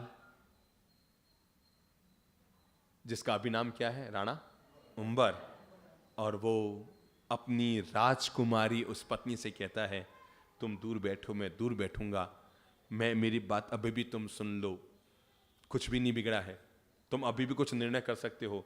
तुम्हारे पिता ने गुस्से में आकर कोई गलत निर्णय कर दिया है, पर तुम अभी भी निर्णय कर सकते हो, और निर्णय ये कर सकते हो, तुम चाहो तो दूसरा विवाह कर लो, मैं तुम्हारा स्पर्श नहीं करूंगा, मैं तुम्हारे साथ नहीं जी सकता, मैं तुम्हारे साथ नहीं रह सकता, क्योंकि इतना बड़ा पाप मैं नहीं करूंगा कि मेरे कारण तुम्हें भी कोढ़ का रोग हो जाएगा। तय है अगर तुम मेरे साथ रही तो तुम्हारे शरीर में, तू इतनी सर्वांग सुंदर है और मैं इतना बड़ा पाप नहीं कर सकता। तू अपने लिए कोई भी वर का चयन कर ले, मैं कोई भी बीच में नहीं डांग डालूंगा। मैना सुंदरी कहती है, हे पति परमेश्वर, आप कैसी बात करते हो? कोई भी कुलवान नारी अपने जीवन में एक बार ही अपने पति का चयन करती है और उसके बाद वो उसमें बदलाव नहीं करती है। इम्पॉसिबल है। आप जो हो प्राणनाथ मेरे, आप हो, बस मैं जीऊंगी आपके साथ, मरूंगी आपके साथ, रहूंगी आपके साथ। अरे कोढ़ तो होता ही क्या, प्राण भी निकल जाए, पर मैं जीऊंगी आपके साथ। रात भर चर्चाएं चलती रहती है, पर विश्वास रखो जिंदगी में देर होती है पर अंधेर नहीं होती। हर अंधेरे के बाद कोई न कोई उजास निकल कर आता है, और उसी तरह राणा उम्बर और मैना सुंदरी के जीवन में भी कोई नया उजास आने वाला है, कोई नई चमक आने वाली है, कोई जीवन की नई रोशनी आने वाली है, और जीवन के कोई नए द्वार खुलने वाले हैं। आने वाले कल को जब हम नमो सिद्धाणम में प्रवेश करेंगे, तब हम समझेंगे आखिर कर्मवशात मैना सुंदरी के जीवन में इस तरह का उदय आया तो इसने ऐसी कौन सी आराधना की, ऐसी कौन सी साधना की, ऐसे कौन से कदम बढ़ाए, ऐसे कौन सी महान दिव्य आराधना की, जिसके परिणाम स्वरूप वो और उसके पति ने न केवल कोढ़ का रोग दूर किया, अपितु महान ऐश्वर्य को हासिल किया।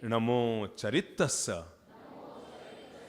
ओम ह्रीं श्रीं श्री नमो तवस्य। हाथ जोड़िए, 3 बार ओमकार का उद्घोष और सिद्ध चक्र मंत्र से अपना मानसिक संपर्क स्थापित कीजिए।